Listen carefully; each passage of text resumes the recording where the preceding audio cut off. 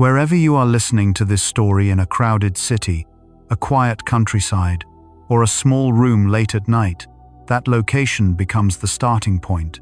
Because every measurement begins somewhere. We measure almost everything. The seconds passing on a clock, the length of a room, the motion of an object, the temperature of the air, the light from distant stars, even the age of faraway galaxies and the shape of the universe itself. These actions feel so familiar. A glance at a clock, a step forward, a moment of looking up at the sky. Yet behind that familiarity lies something quietly strange. The universe has no ruler placed outside of it.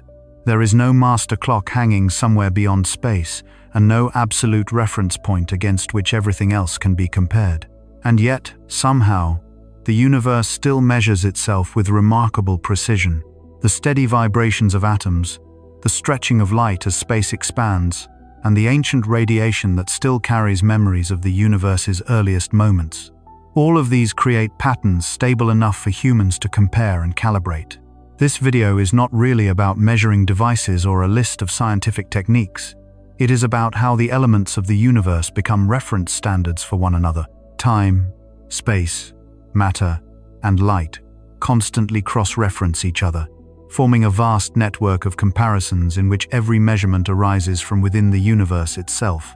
There is no rush here, and there is no need to follow complicated equations, only the slow unfolding of a simple idea that every act of measurement begins from a very small point, and from there gradually expands to the scale of the entire universe.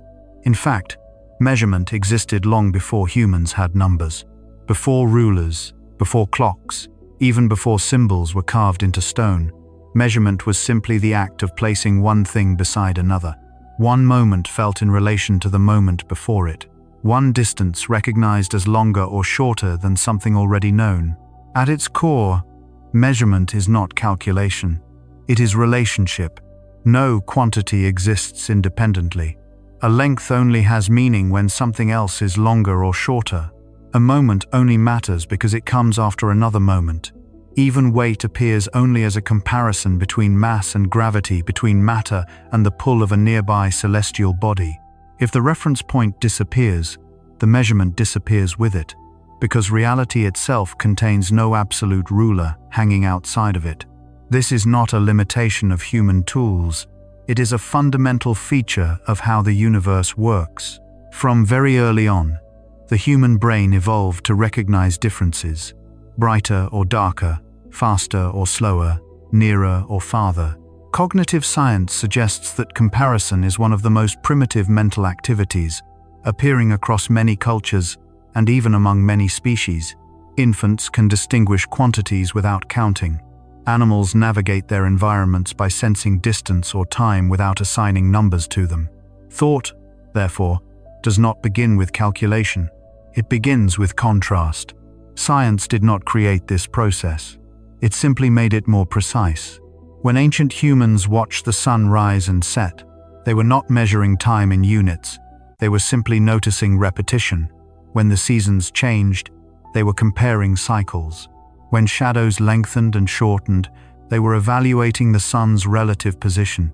Those actions were already forms of measurement long before they became mathematics. Even today, the most precise measurements in science still follow this relational principle. A second is not the universal heartbeat of the cosmos.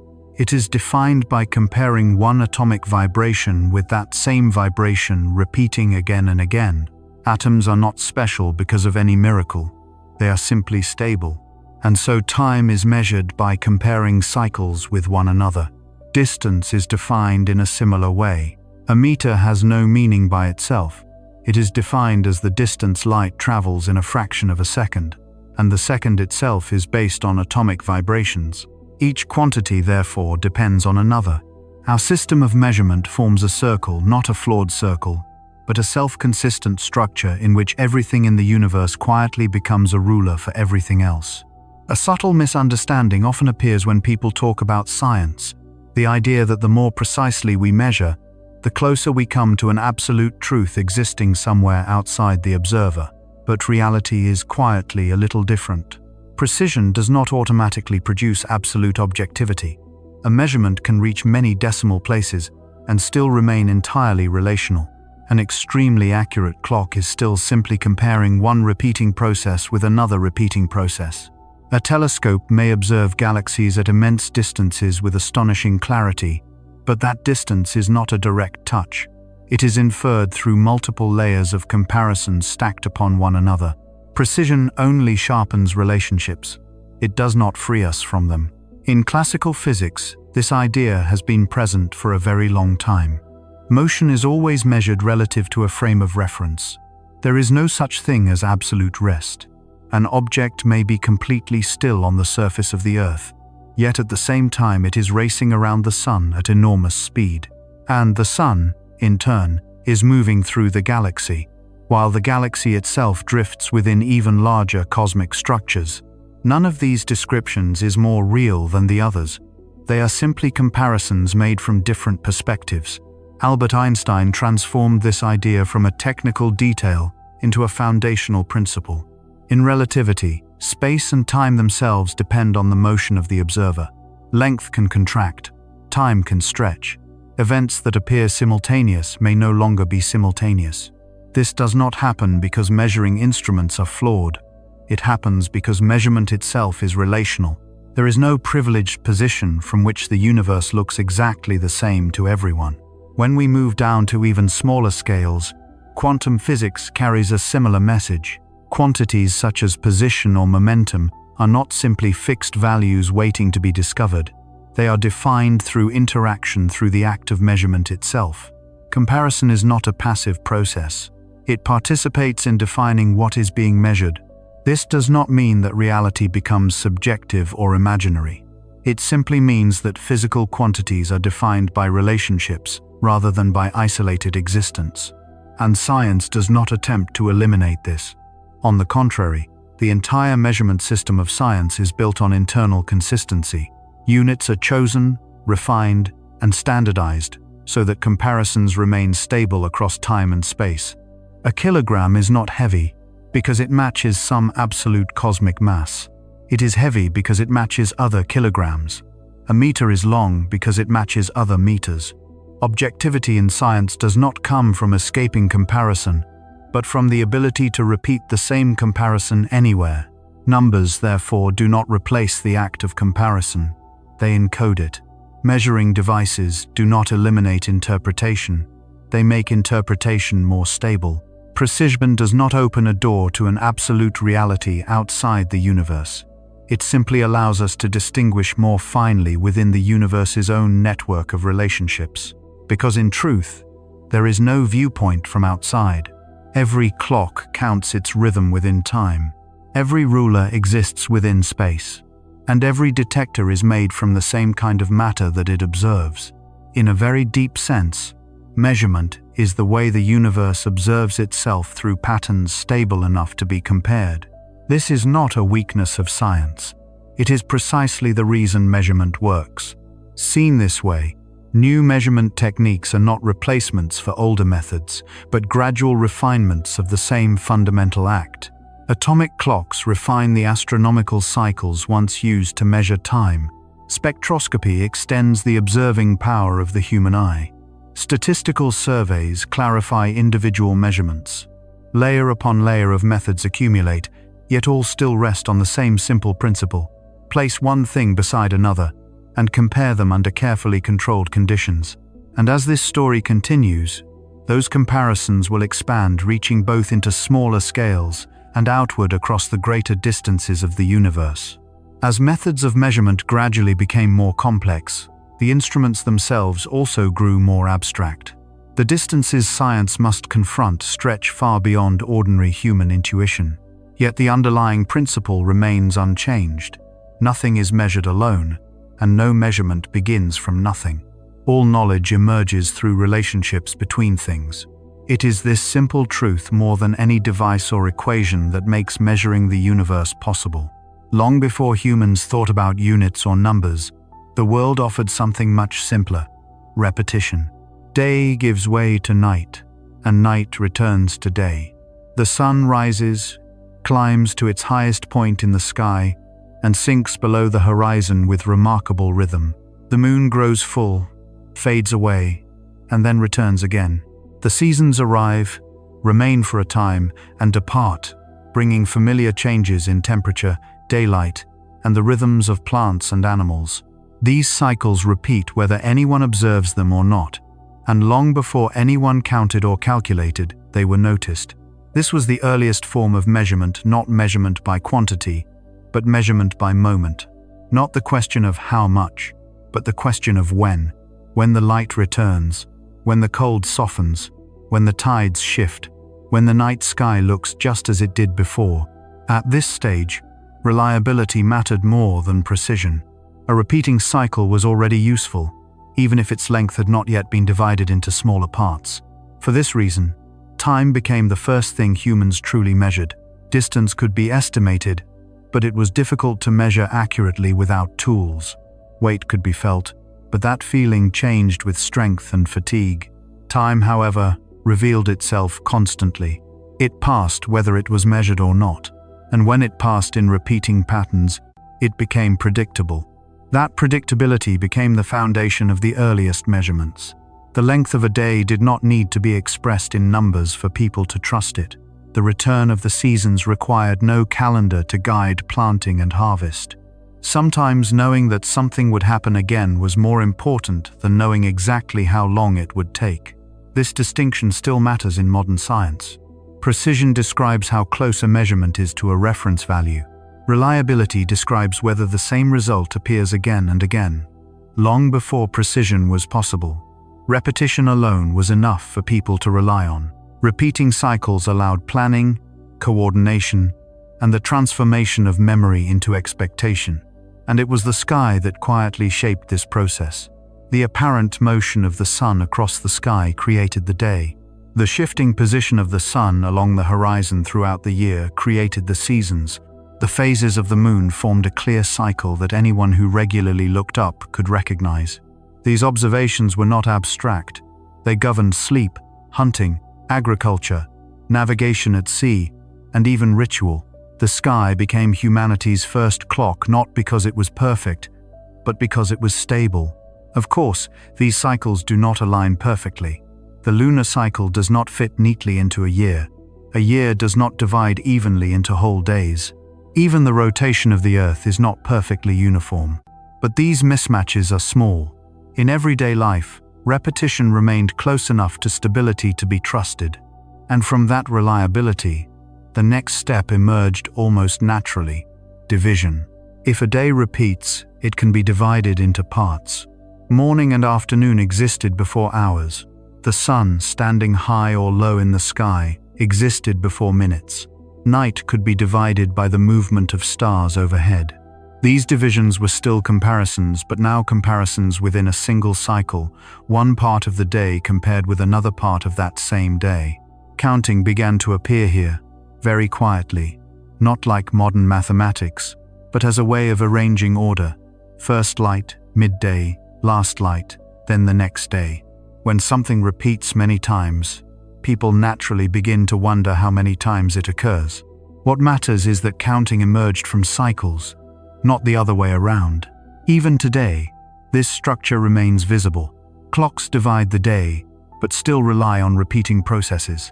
Calendars divide the year, but still track the Earth's orbit. Modern timekeeping may use atoms instead of shadows, but the underlying logic is unchanged. Repetition first, division second, numbers last. This is also why early measurement focused far more on time than on quantity. Time organizes events. It allows cause and effect to be recognized. It makes prediction possible. In the language of science, time often acts as the quiet, independent variable behind most phenomena. Motion is change over time. Growth is accumulation over time. And decay is loss over time. Without a way to mark the sequence of time, even the simplest physical description becomes fragmented. Cycles solve this problem naturally. They provide a reference standard humans did not need to invent because the universe had already provided its own clock. From a deeper perspective, a cycle is essentially a comparison stretched across time.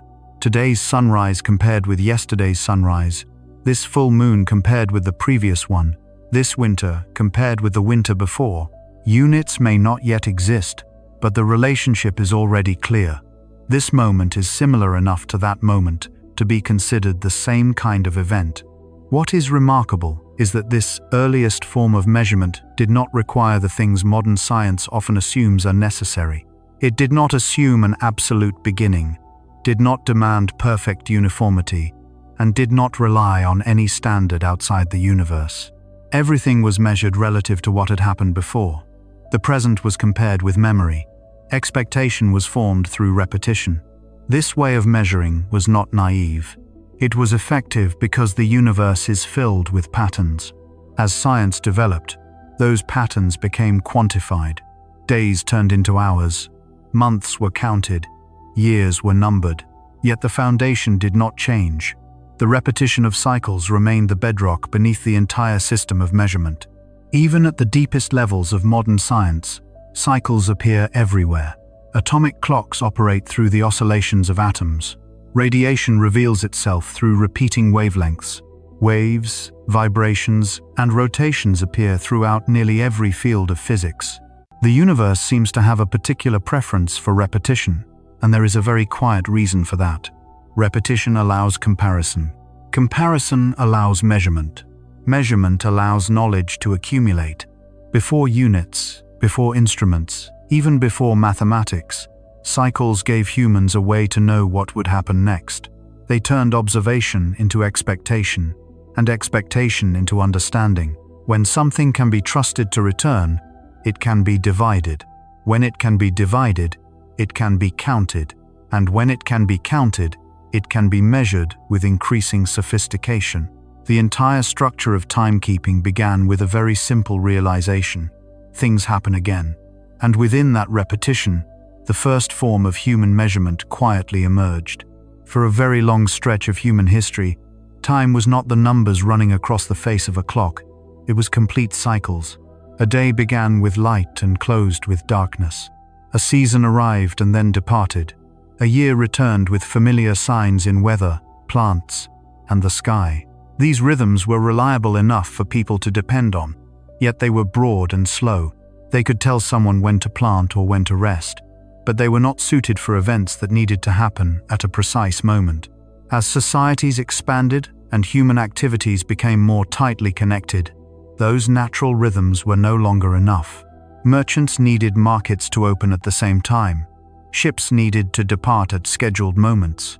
Religious ceremonies, communal duties, and later mechanical labor demanded a level of coordination far more precise than simply waiting for the sun to rise or set. And so, a quiet change began to take place. Time started to be divided. A day was no longer just a complete cycle but was separated into parts. Morning differed from afternoon. The night was divided into watches. Gradually, hours appeared, followed by minutes, and eventually seconds.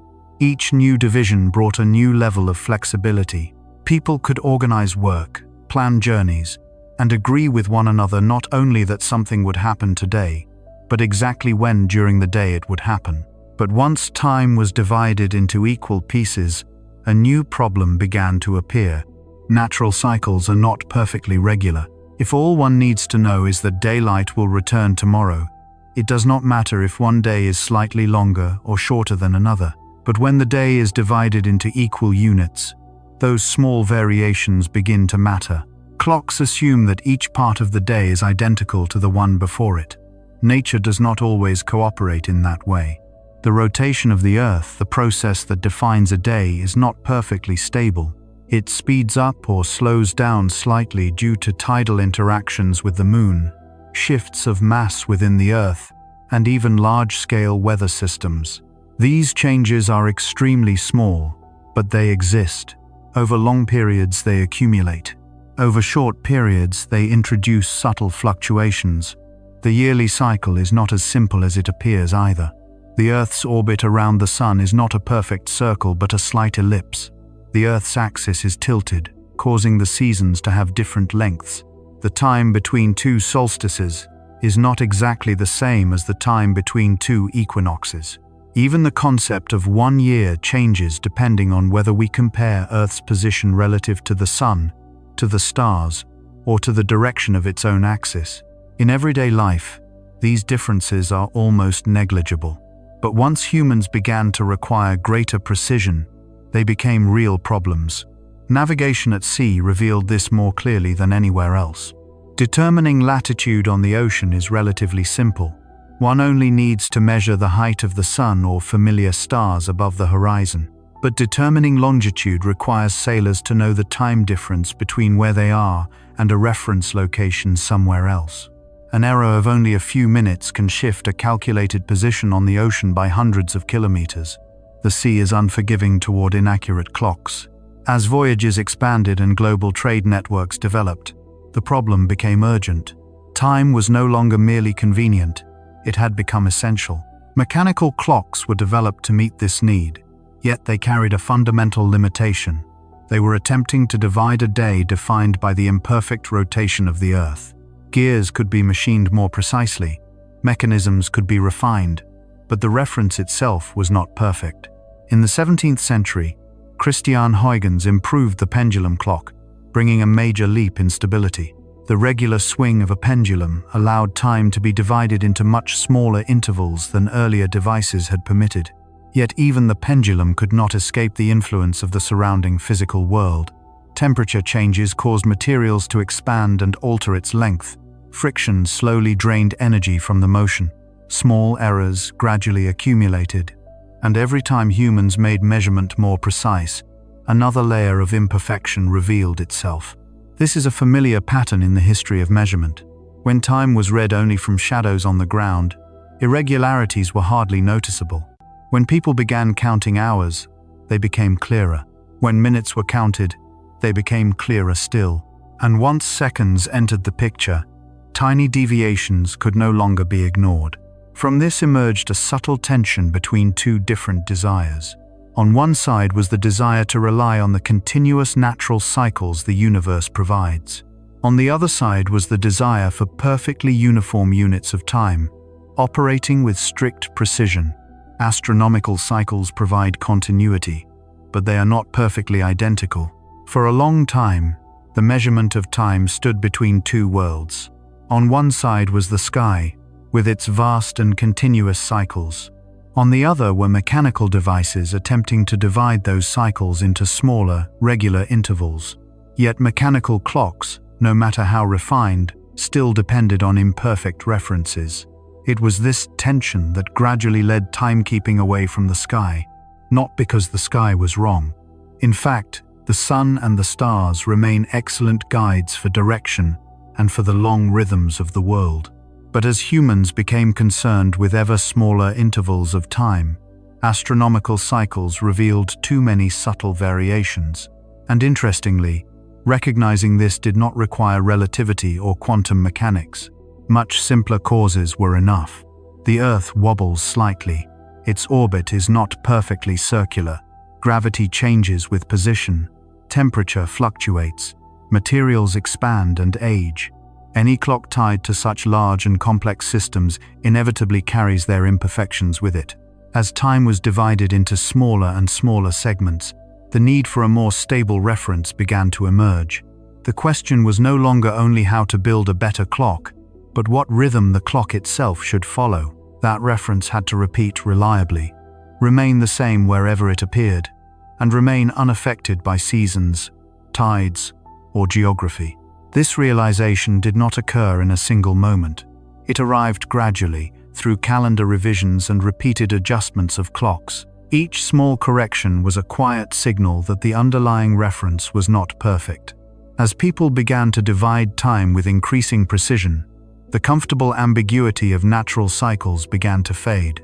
Expectations grew sharper, and that sharpness revealed deviations that had once gone unnoticed.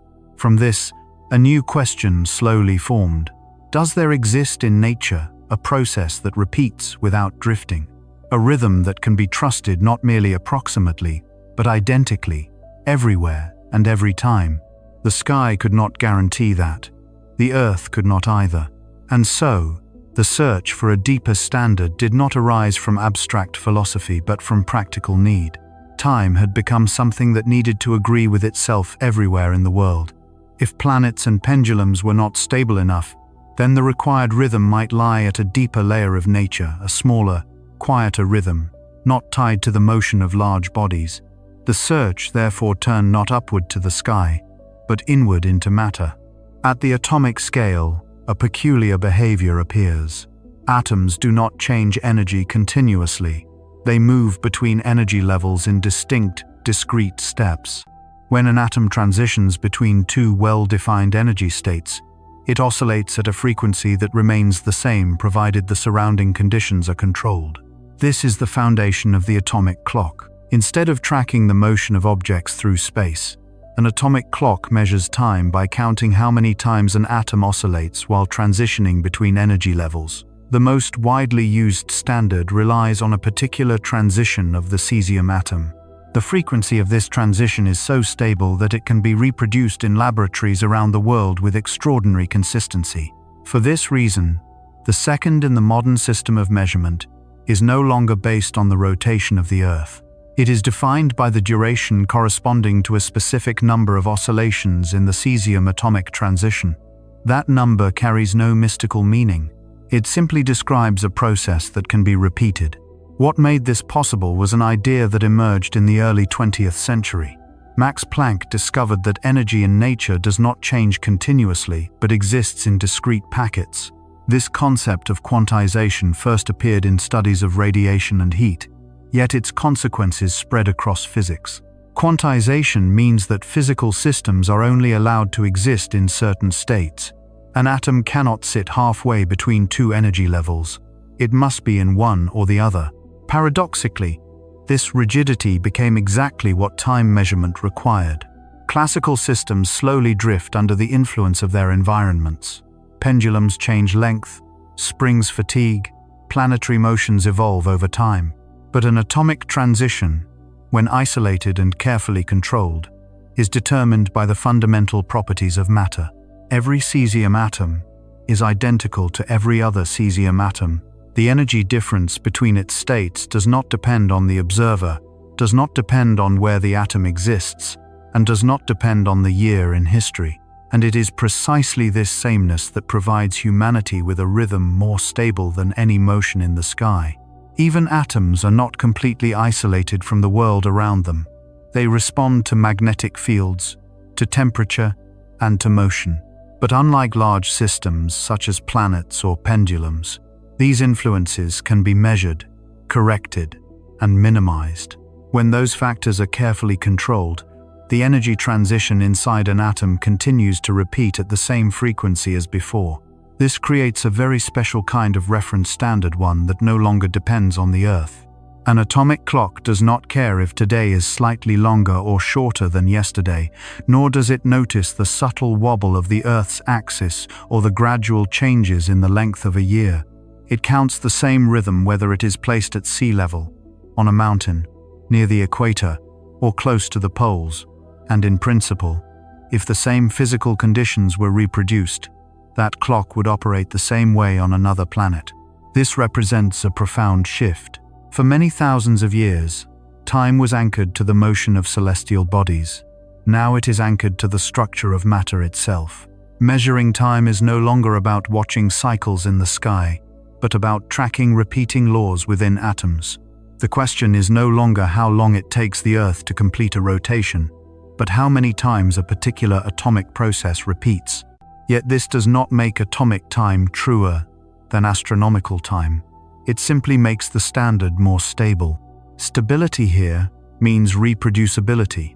Two atomic clocks built according to the same standard can be compared and synchronized even when they are separated by thousands of kilometers.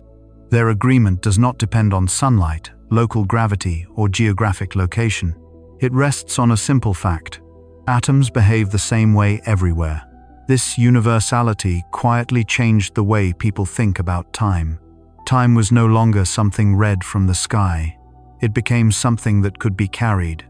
A ship no longer needed to watch the stars to know the time somewhere else. Signals sent across continents could carry precise timestamps. Networks of clocks around the world could be synchronized with an accuracy far beyond anything possible when relying only on planetary motion. But it is important to be careful about how this is understood. Atomic clocks did not discover a hidden river of time flowing beneath reality. They did not reveal a secret cosmic heartbeat. They simply provide a more reliable comparison. Measurement still follows the same old logic. One oscillation compared with the next. 1 second compared with another. The difference is that the process being compared is now so stable that it barely drifts. For that reason, atomic time is called precise, not absolute. Its precision is great enough that effects once confined to theory can now be directly measured. Modern atomic clocks are sensitive enough to detect time dilation predicted by relativity from differences in height of only a few steps. Two clocks placed at slightly different elevations will gradually drift apart because gravity affects the rate at which time passes. Such measurements are clear, repeatable, and astonishingly accurate. Yet, this accuracy does not mean that the nature of time itself has been fully explained.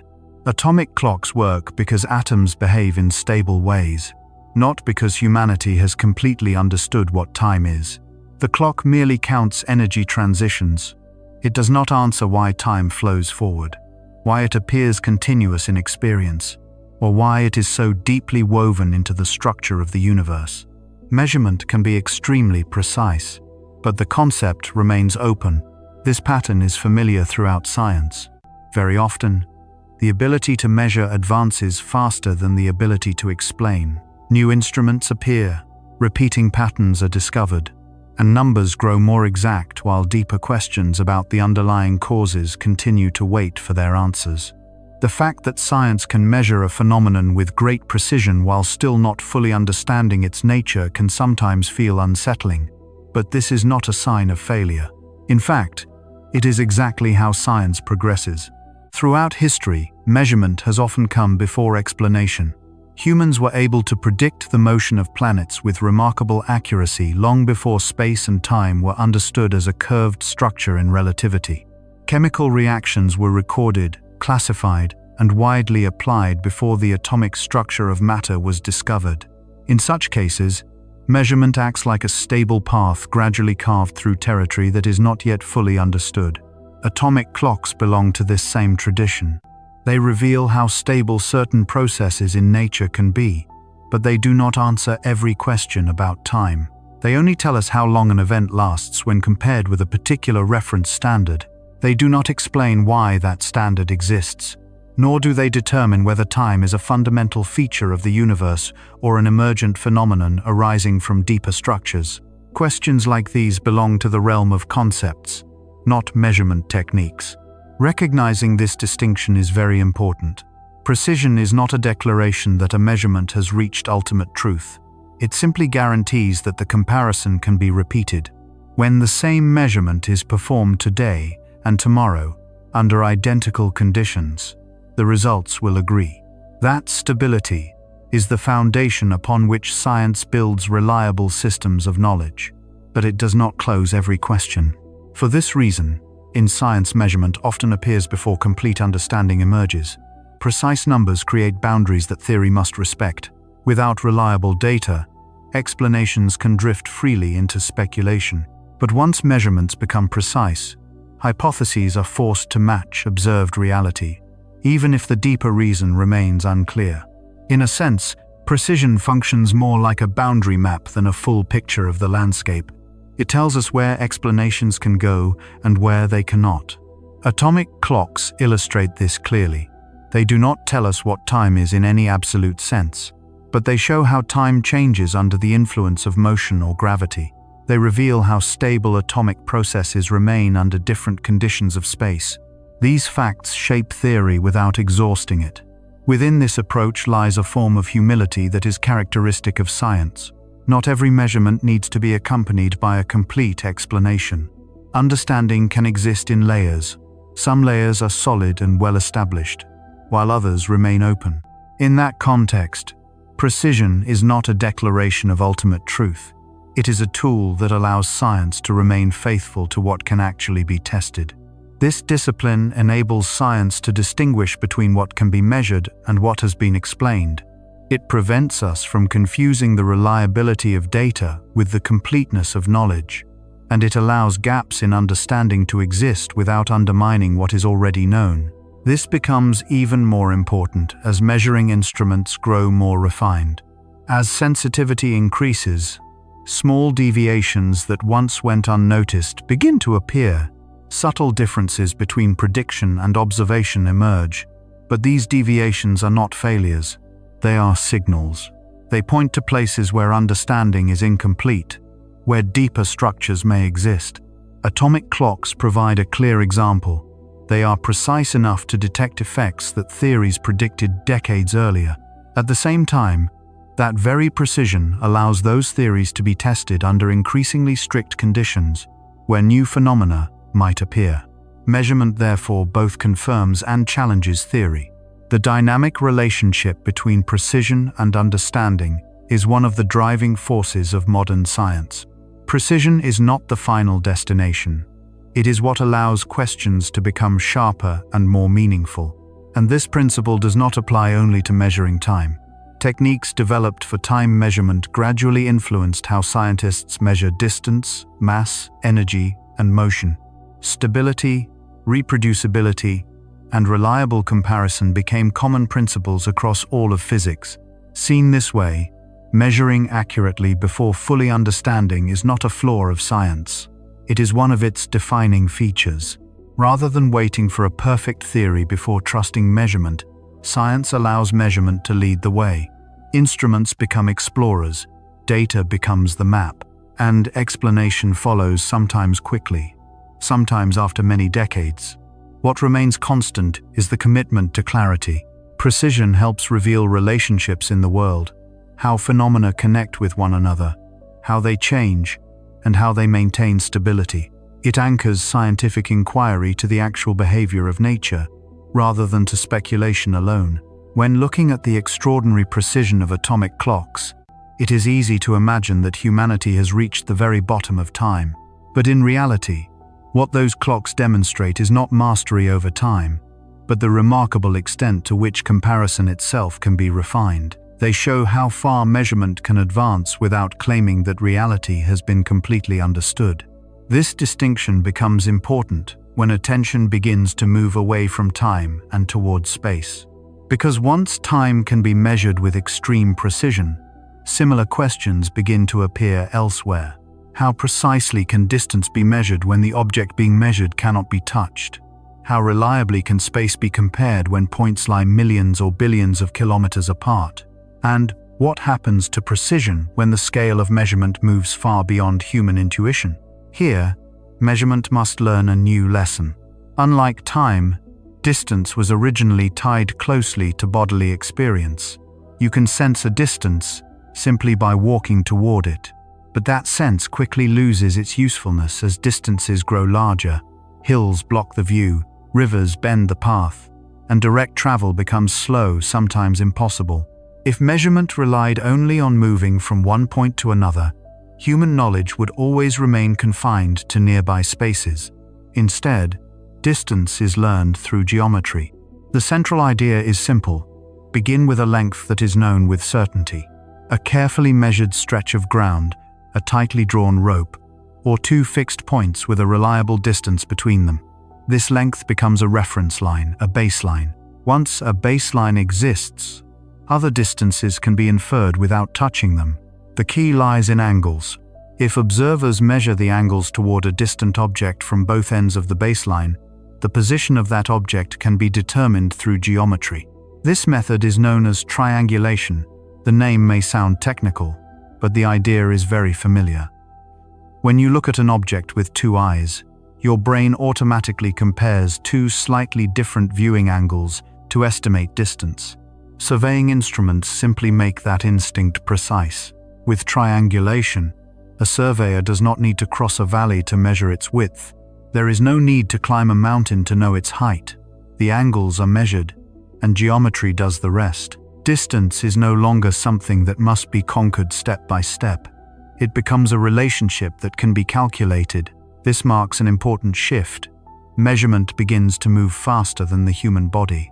And in every case, the accuracy of distant measurements ultimately returns to a single point, the reliability of the original baseline. This rule appears everywhere in the science of measurement. Small, well-known lengths become anchors for larger inferences. Short distances are measured directly. Long distances are inferred indirectly through geometry. As measurement extends outward, it relies increasingly on geometric relationships rather than direct contact. This is not a temporary workaround. It is simply how measurement works. Even modern systems such as global positioning follow a similar logic. GPS uses signal timing from satellites, yet the final position is still determined by the intersection of known distances. Geometry angles, baselines, and reference frames quietly underlies the entire process. This has an important implication. It is easy to imagine that measuring distances in the universe requires techniques completely alien to everyday experience. In reality, the method used to measure the distance between cities and the method used to measure the distance between stars share the same framework. Both rely on a known reference, on angles of observation, and on careful comparison. Only the scale changes. The geometry does not. This continuity allows measurement to expand gradually. Ancient surveyors used triangulation to map land. Later, the same principle was used to chart coastlines. Eventually, it was turned toward the sky. At that point, the Earth itself became a giant baseline. The diameter of the planet provided the reference needed to measure the positions of nearby celestial bodies. But as distances increased, a new difficulty appeared. The angles of observation became smaller and smaller. Tiny errors began to matter.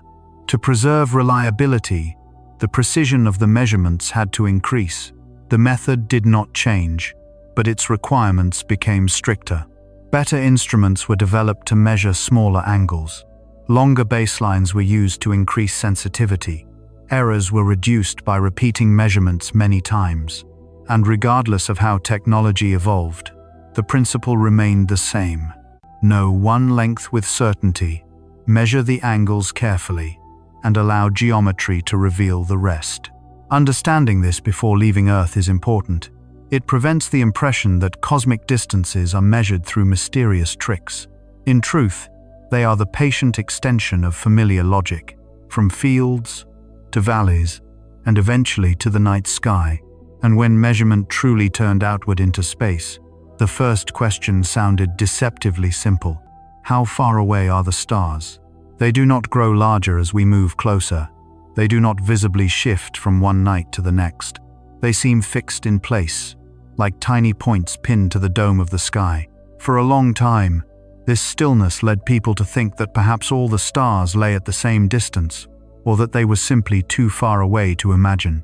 The answer turned out to be the second, and to discover it, humans only needed to extend a very familiar idea: parallax. Parallax is the apparent shift of an object when viewed from two different positions. You can see this effect even now. Hold a finger out in front of you and close one eye, then the other. Your finger will seem to jump slightly relative to the background. The closer the object, the larger the shift. The farther away it is, the smaller the shift becomes. When the distance between the two observing positions is known, this small effect becomes a powerful measuring tool. Surveyors on Earth had long used this principle. But in astronomy, the baseline is no longer a piece of land or a stretched rope. The largest baseline available is the Earth's orbit around the Sun. After 6 months, the Earth stands on the opposite side of its orbit. The distance between those two positions is about 300 million kilometers. And from 2 points separated by such an enormous span, the tiny shift of a star against the background sky begins to reveal its true distance. In astronomy, the first distance must be established with great certainty before everything else can expand outward from it. The distance between the Earth and the Sun became such a standard. It was not a guessed number. It was measured, checked, and refined through many different methods until it became a reliable reference length. From that familiar distance, the measurement of distances to the stars could begin. As the Earth moves around the Sun, our position in space gradually changes along its orbit. This change causes nearby stars to appear to shift slightly relative to the background of more distant stars. The shift is extremely small, almost impossible to notice with the naked eye, but with careful and patient observation, it can be detected. This angular shift is called parallax. From that tiny angle, the distance to a star can be inferred through geometry. If the shift is larger, the star is closer. If the shift is smaller, the star is farther away. There is no need to approach the star or touch it. One only needs to know the size of Earth's orbit and measure the angle precisely.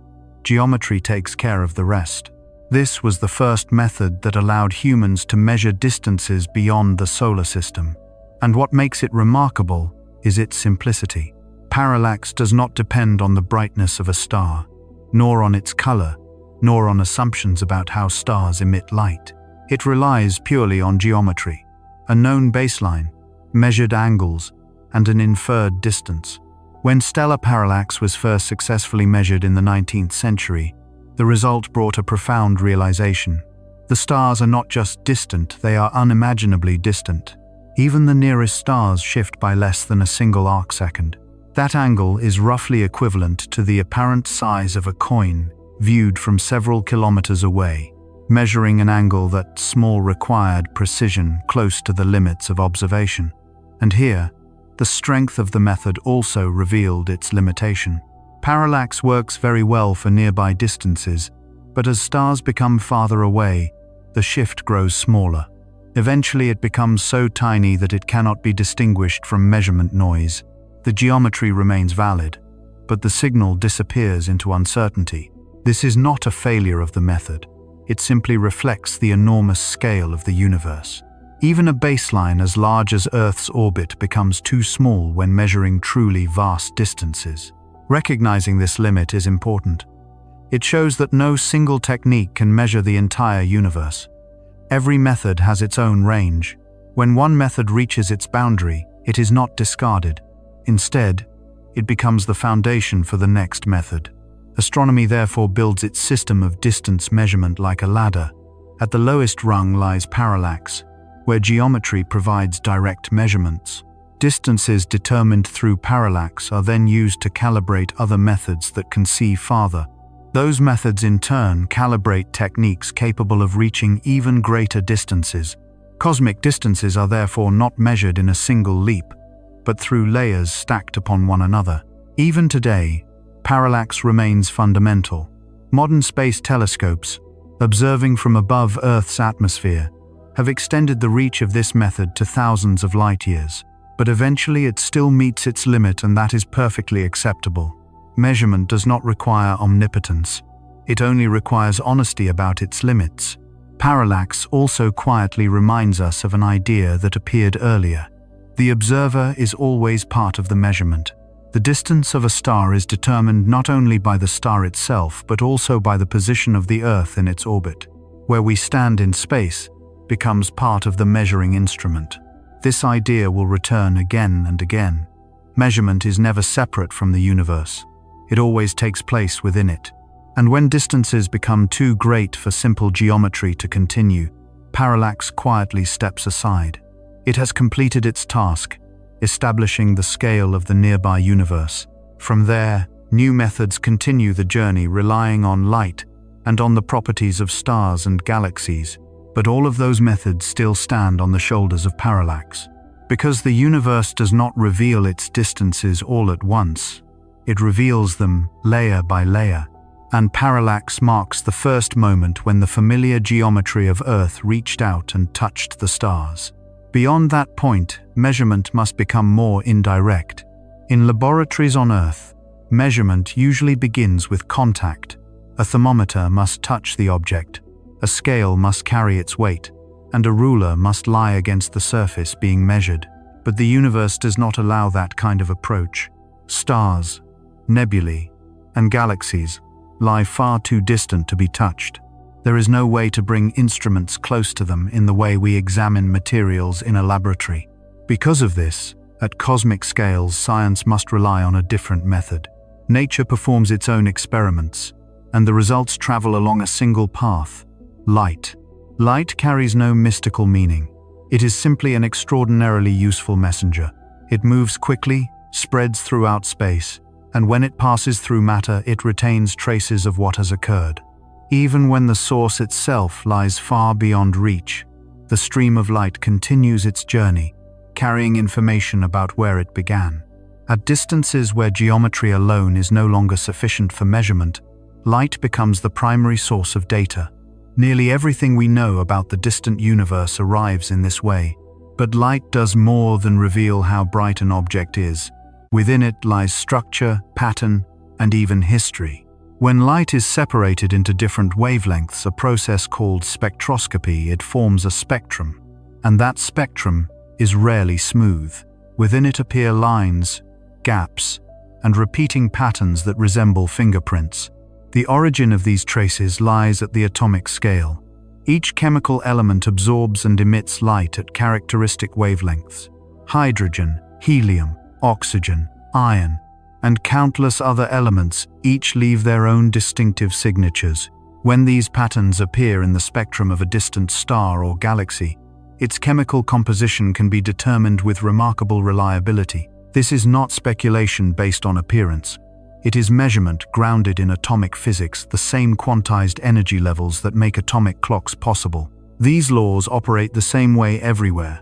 A hydrogen atom in a distant galaxy behaves exactly like a hydrogen atom in a laboratory on Earth. Because of that consistency, the composition of objects at enormous distances can still be measured. Spectra reveal even more. Their overall shape indicates the temperature of the source. Hot objects emit more light at shorter wavelengths, while cooler objects radiate more strongly at longer wavelengths. The laws of thermal radiation describe this relationship precisely, allowing the temperature of a star to be inferred even though we have never approached it. Even motion leaves its imprint in light. When an object moves toward or away from the observer, its spectral lines shift slightly due to the Doppler effect. By measuring that small shift, we can calculate the speed and direction of motion along our line of sight. From a single observation, light can reveal three things at once: what an object is made of, how hot it is, and how it is moving. No other carrier of information can deliver so much data across such enormous distances. Yet this way of measuring introduces a subtle change in perspective. When measurement relies on direct interaction, cause and effect occur almost immediately.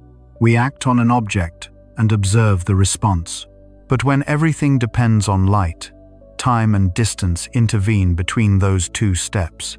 The light that has just reached a telescope may have left its source thousands or even millions of years ago. What we measure is not the object as it exists now, but the state it had at the distant moment when that light first began its journey. In the universe, light does not only carry information about the object that emitted it, it also carries time. Every photon that reaches an observer has an age, and the age of light is a fragment of history. Objects at different distances send signals that began their journey at different moments in the past. Space, therefore, becomes a vast archive of change. Measurement is no longer purely geometric. It takes on the character of cosmic archaeology. Light can even reveal things that do not shine at all. Dark regions can be detected by the way they alter the light around them. Gravitational fields bend the paths of light rays, revealing invisible mass.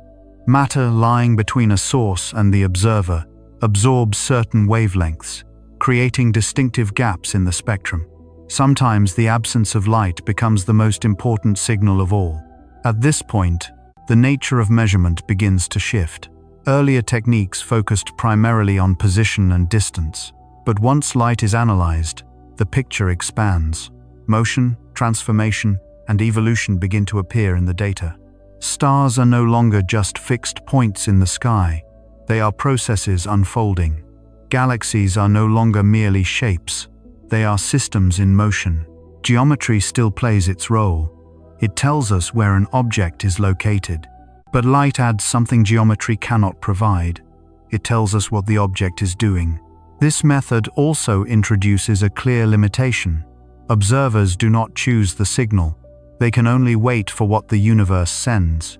There is no instant feedback, no experiment on demand. Signals arrive according to nature's own rhythm. Patterns emerge slowly, often hidden within noise. For that reason, observation must be patient and repeated, often carried out by many research groups simultaneously. Data accumulates over years, and confidence grows as independent measurements begin to agree. At the center of this entire process is still comparison. Spectra are matched against known atomic signatures. Brightness is compared across wavelengths. Small shifts are measured relative to standard lines. Light does not bring answers by itself. It brings relationships.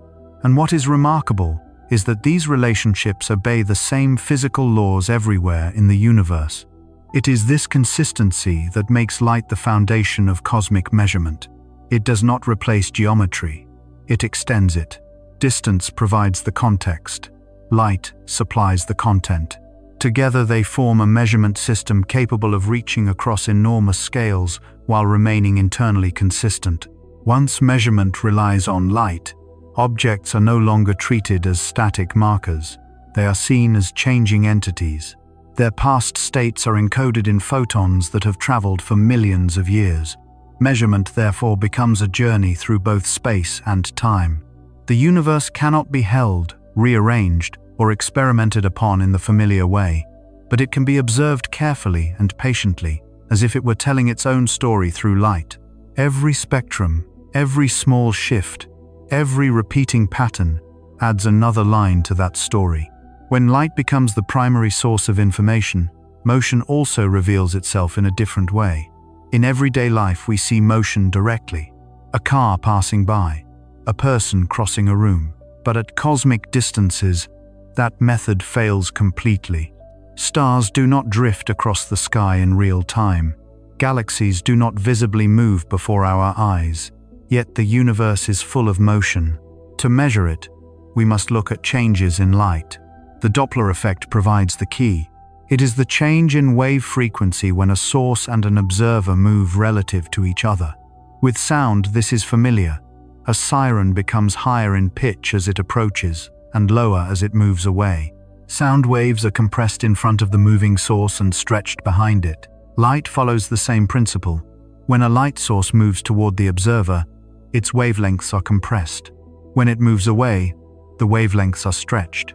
The change is extremely small, usually invisible to the naked eye, but it can be measured precisely through spectral lines. These lines act as stable reference markers. Each chemical element produces spectral lines at specific wavelengths. When they appear shifted from their familiar positions, the amount of shift can be measured. From that shift, the velocity along the line of sight can be calculated. Because of this, motion becomes measurable even when the object's position barely changes in the sky. A star does not need to visibly drift across the background to reveal its movement. Its light already carries the information. A galaxy does not need to change its shape. Its entire spectrum only needs to shift slightly. This idea first appeared in the 19th century when Christian Doppler attempted to explain a familiar phenomenon of sound.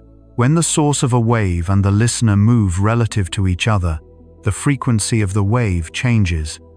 At the time, Doppler was not speaking about stars or galaxies, but as the wave nature of light became better understood, the principle quickly extended to light itself. From a simple observation in everyday life, the Doppler effect became one of the most powerful tools in astronomy. Through this subtle phenomenon, motion across enormous distances began to reveal itself. The light of a star can indicate whether it is moving toward us or drifting away. The spectrum of a galaxy reveals how fast it rotates. Even the tiny oscillations of a star caused by the gravitational pull of orbiting planets can be detected, even when those planets themselves remain completely invisible. Once again, science relies on inference rather than direct contact. Interpreting shifts in a spectrum only makes sense if the underlying principles are reliable. Light must behave consistently. Atomic spectral lines must remain stable, and the observed changes must not arise from unrelated causes. These assumptions are not accepted casually. They are tested repeatedly in laboratories and confirmed through independent observations. Reliability does not come from a single measurement, but from the agreement of many. Even so, this method also has clear limits. The Doppler effect reveals motion only along the line of sight movement toward or away from the observer. If an object moves sideways across the field of view, its spectrum does not shift. The velocity that is measured therefore represents only part of the picture. Yet when combined with other information, even that partial data becomes extremely valuable. Motion begins to reveal structure. The velocity of a star can indicate whether it is gravitationally bound within a system or escaping from it. The rotation speed of a galaxy reflects how mass is distributed within it. The movement of gas clouds traces the map of gravitational forces that cannot be seen directly. Patterns of motion gradually expose the hidden architecture of the universe. A striking example emerged when astronomers measured the rotation speeds of stars at different distances from the centers of galaxies. Stars far from the center were moving much faster than the visible matter alone could explain. Clearly, some invisible source of gravity was contributing to the pull. Through motion alone, something that brightness by itself could never reveal became apparent. Here, a familiar pattern appears again. Static measurements describe appearance. Dynamic measurements reveal causes. The Doppler effect turns light into a messenger of change. It shows not only where objects are, but how they evolve. Seen this way, the universe is no longer a fixed map of stars and galaxies. It appears instead as a system in constant motion. Everything moves, everything interacts. Even the quietest regions contain complex flows of motion when examined carefully. As a result, the questions of science shift as well. It is no longer only how far, but also how fast, in what direction, and relative to what. At small distances, motion can be seen directly, but on cosmic scales, the positions of celestial objects barely change before our eyes. In those cases, light becomes the only path through which motion can be inferred. And when the Doppler effect was applied to many galaxies at once, a remarkable pattern began to emerge. Most distant galaxies showed their spectra shifted in the same direction. Even more striking, the amount of shift increased with distance. The farther a galaxy was, the faster it seemed to be moving away. Even before the final interpretation of this phenomenon was fully understood, the method itself revealed an important lesson. Measurement does not always require directly seeing change. It only requires a reliable signal that encodes that change. In this case, the signal is light. Observed wavelengths are compared with known reference wavelengths. The small differences between them are measured carefully. From those differences, motion is inferred. The universe does not need to display motion dramatically in order to reveal its dynamics. It only needs to send light. And once humans learned to read the subtle shifts within that light, measurement no longer stopped at mapping positions. It began to trace motion across immense scales. With that shift, a quiet transformation in the method of science was complete. At first, humans measured the universe through geometry. The distances between stars were inferred from angles and triangles. Later, light was separated into spectra, and from the thin lines within those spectra, the material composition of celestial bodies began to reveal itself. But another step still lay ahead. When extremely small shifts in the wavelengths of light could be measured with precision, motion itself became observable. These changes are so small that by themselves they are almost meaningless without careful comparison. But as measurements accumulated, a new possibility appeared. If motion could be measured everywhere, then patterns of motion might reveal something about the structure of the universe itself. The answer began to emerge when astronomers analyzed the spectra of distant galaxies. Their light almost always appeared shifted toward longer wavelengths. This was not random. The shift increased with distance. The farther the galaxy, the redder its spectrum appeared. At first, the explanation seemed familiar. If light shifts when a source moves away from the observer, then perhaps the galaxies were simply flying outward through space. A collection of outward motions could account for what telescopes were recording. But as the data became more precise, that interpretation began to encounter difficulties. The relationship between distance and redshift was too orderly. It appeared in every direction of observation. There was no central point from which everything seemed to be departing. Wherever telescopes were pointed, distant galaxies showed the same trend. This forced scientists to reconsider the nature of the phenomenon. From that reconsideration emerged a very different idea. The redshift was not merely a sign of motion through space. It was a sign that space itself was expanding. This phenomenon is known as cosmological redshift. As space expands, light traveling through it is stretched along with it. The wavelengths of photons lengthen as the distances between points in space increase. By the time the light reaches an observer, its wavelength has grown longer than when it was first emitted. The difference lies in the underlying mechanism. In ordinary motion, objects move through space. In cosmic expansion, the space between objects changes. Galaxies are not necessarily racing through the universe. They are carried farther apart as the universe itself grows. This realization challenged earlier models.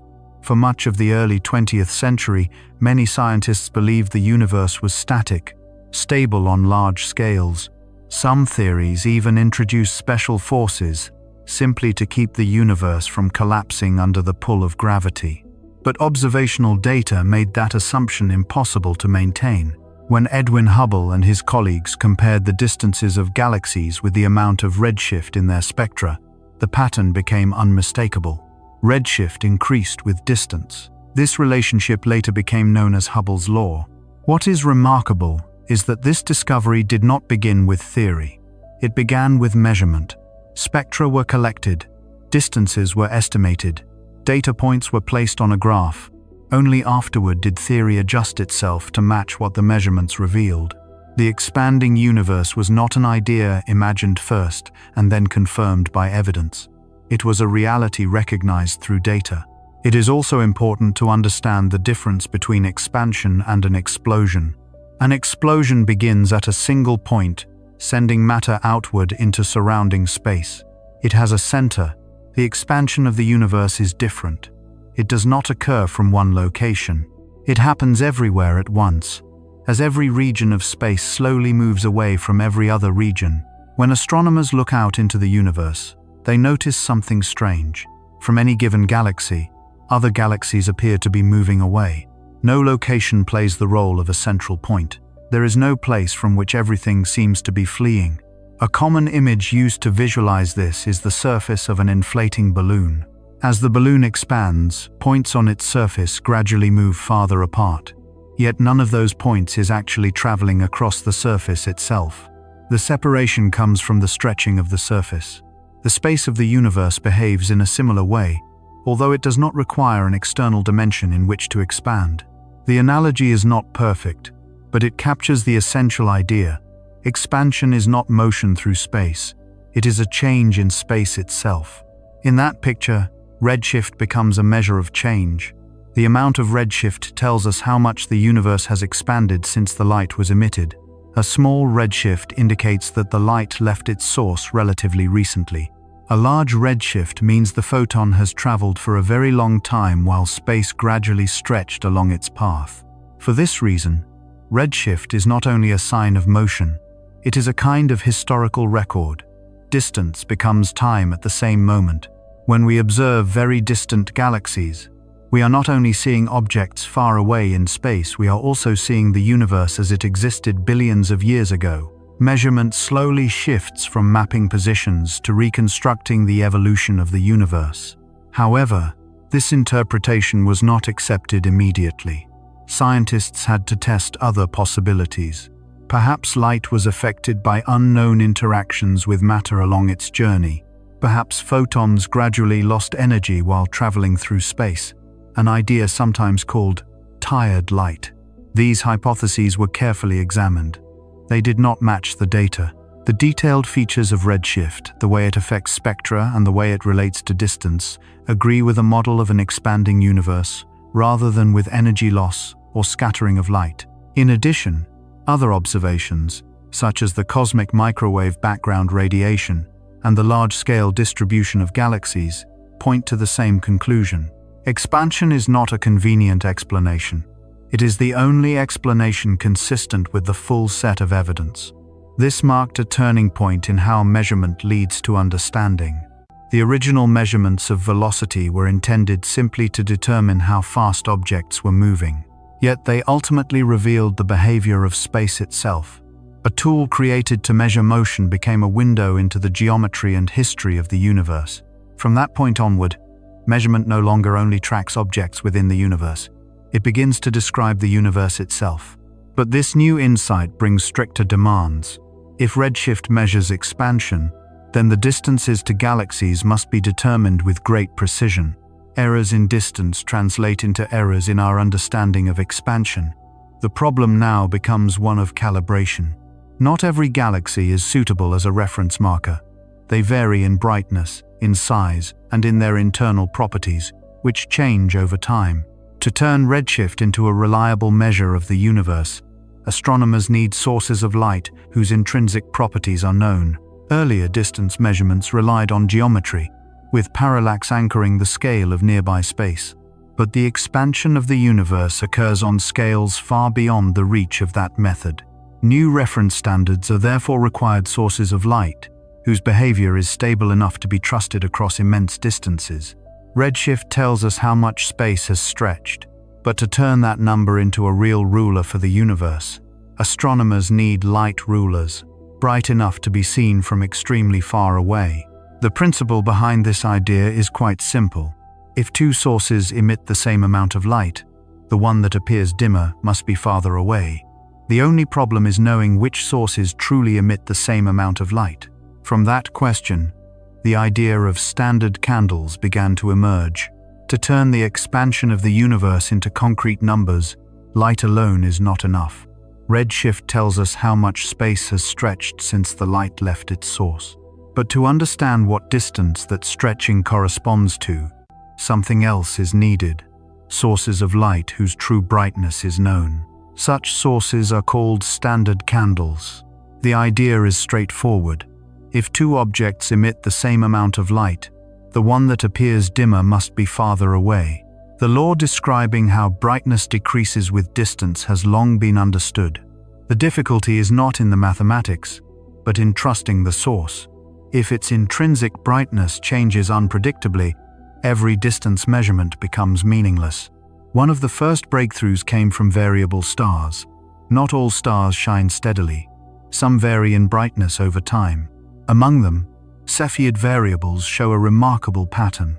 Their pulsation period is directly related to their true luminosity. The longer the period of variation, the brighter the star actually is. This relationship was not predicted by theory. It was discovered through patient observation. When astronomers studied Cepheids in nearby regions of space where distances had already been determined through geometry, they were able to calibrate the connection between period and brightness. Once that calibration was established, Cepheids became the first reliable distance markers beyond the reach of parallax. But Cepheids also have limits. Although they are quite bright, they cannot be seen across extremely large distances.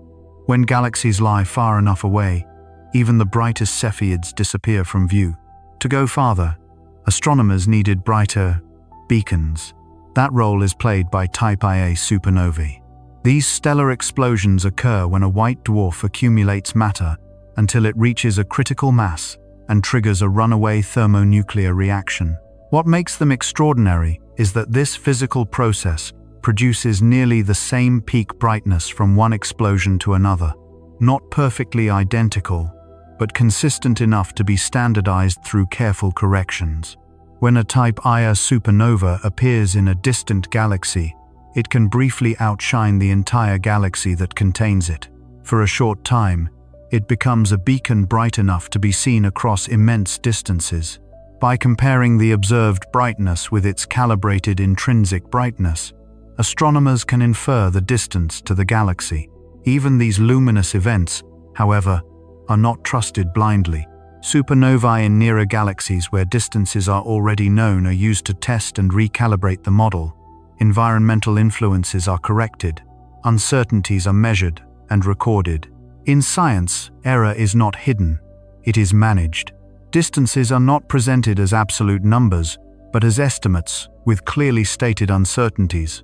Reliability comes not from pretending error does not exist, but from understanding how large it is.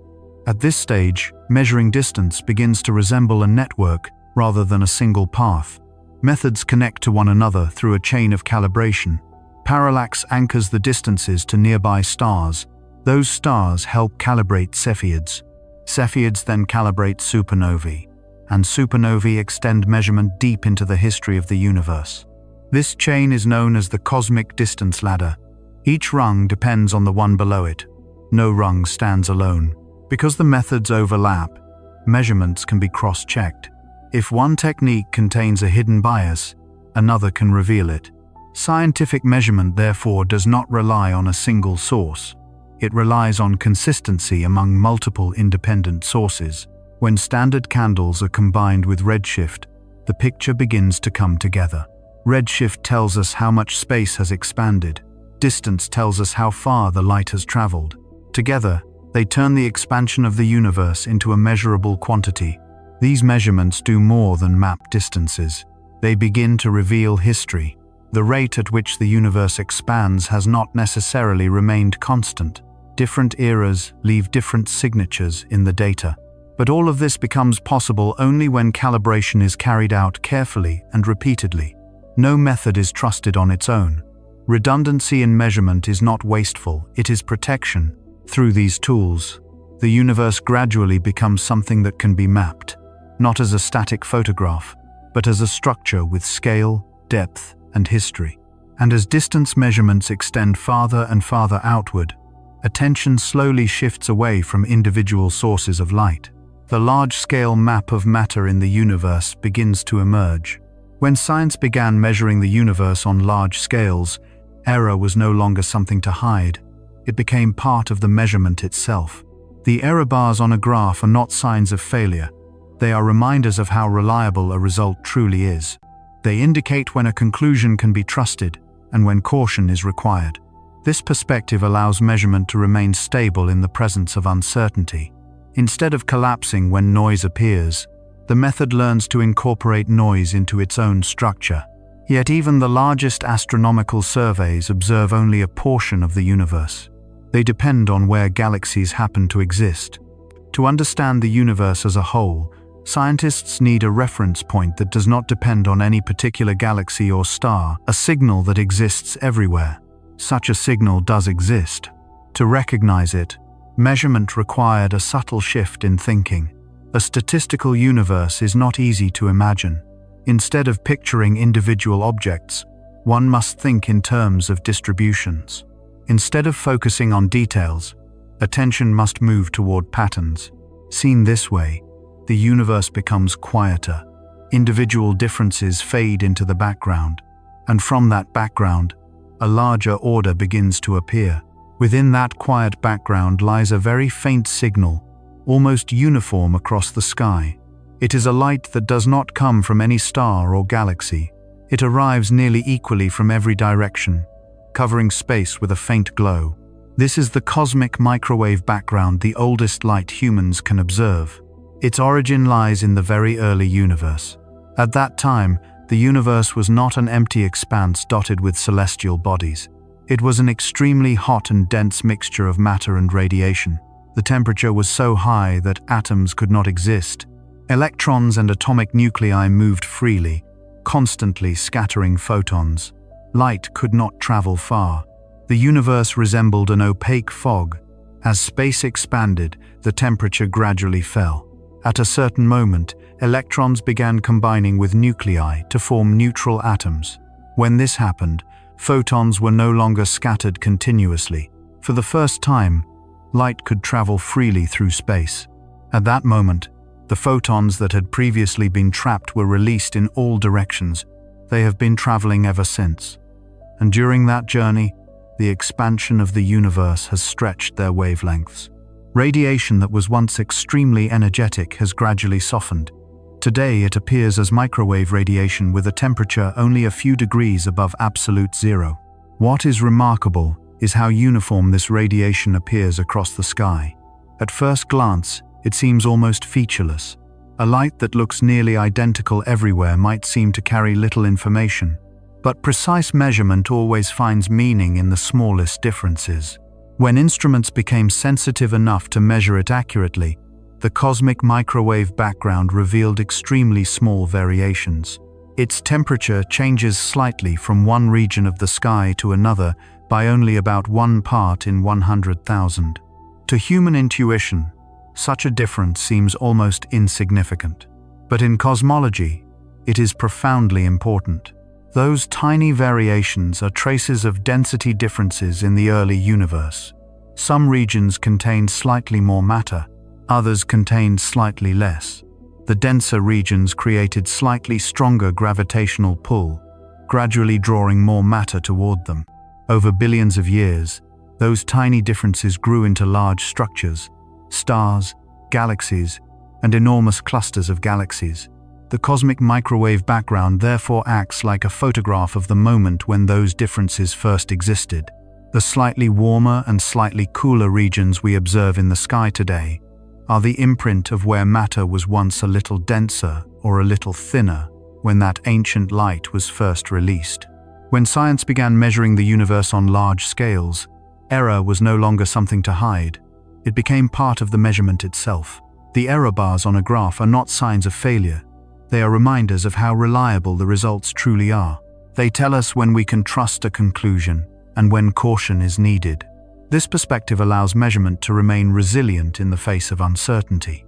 Instead of collapsing when noise appears, the method learns to incorporate noise within its own framework. Yet even the largest astronomical surveys still observe only a portion of the universe. They depend on where galaxies happen to exist. To understand the universe as a whole, scientists need a reference point that does not depend on any particular structure, a signal present everywhere, not tied to any specific galaxy or star. Such a signal does exist. Recognizing it required a subtle shift in thinking. A statistical universe is not easy to imagine. Instead of focusing on individual objects, one must think in terms of distributions. Instead of holding on to details, attention turns toward patterns. Viewed this way, the universe becomes quieter. Individual differences fade into the background, and from that background, a larger order begins to emerge. Within that quiet background lies a very faint signal, almost uniform across the sky. It is a light that does not come from any star or galaxy. It arrives nearly equally from every direction, covering space with a dim glow. This is the cosmic microwave background, the oldest light humans can observe. Its origin lies in the earliest era of the universe. At that time, the universe was not an empty space scattered with celestial bodies. It was an extremely hot and dense mixture of matter and radiation. The temperature was so high that atoms could not exist. Electrons and atomic nuclei moved freely, constantly scattering photons. Light could not travel far. The universe then resembled an opaque fog. As space expanded, the temperature gradually fell. At a certain moment, electrons began combining with nuclei to form neutral atoms. When this happened, photons were no longer scattered continuously. For the first time, light could travel freely through space. In that moment, the photons that had previously been trapped were released in all directions. They have been traveling ever since, and throughout that journey, the expansion of the universe has stretched their wavelengths. Radiation that was once extremely energetic gradually softened. Today it appears as microwave radiation, with a temperature only a few degrees above absolute zero. What is remarkable is that this radiation appears almost perfectly uniform across the sky. At first glance, it seems nearly featureless. A light that looks almost the same everywhere might appear to contain very little information. But precise measurement always finds meaning in the smallest differences. When instruments became sensitive enough, the cosmic microwave background revealed extremely small variations. Its temperature changes ever so slightly from one region of the sky to another by only about 1 part in 100,000.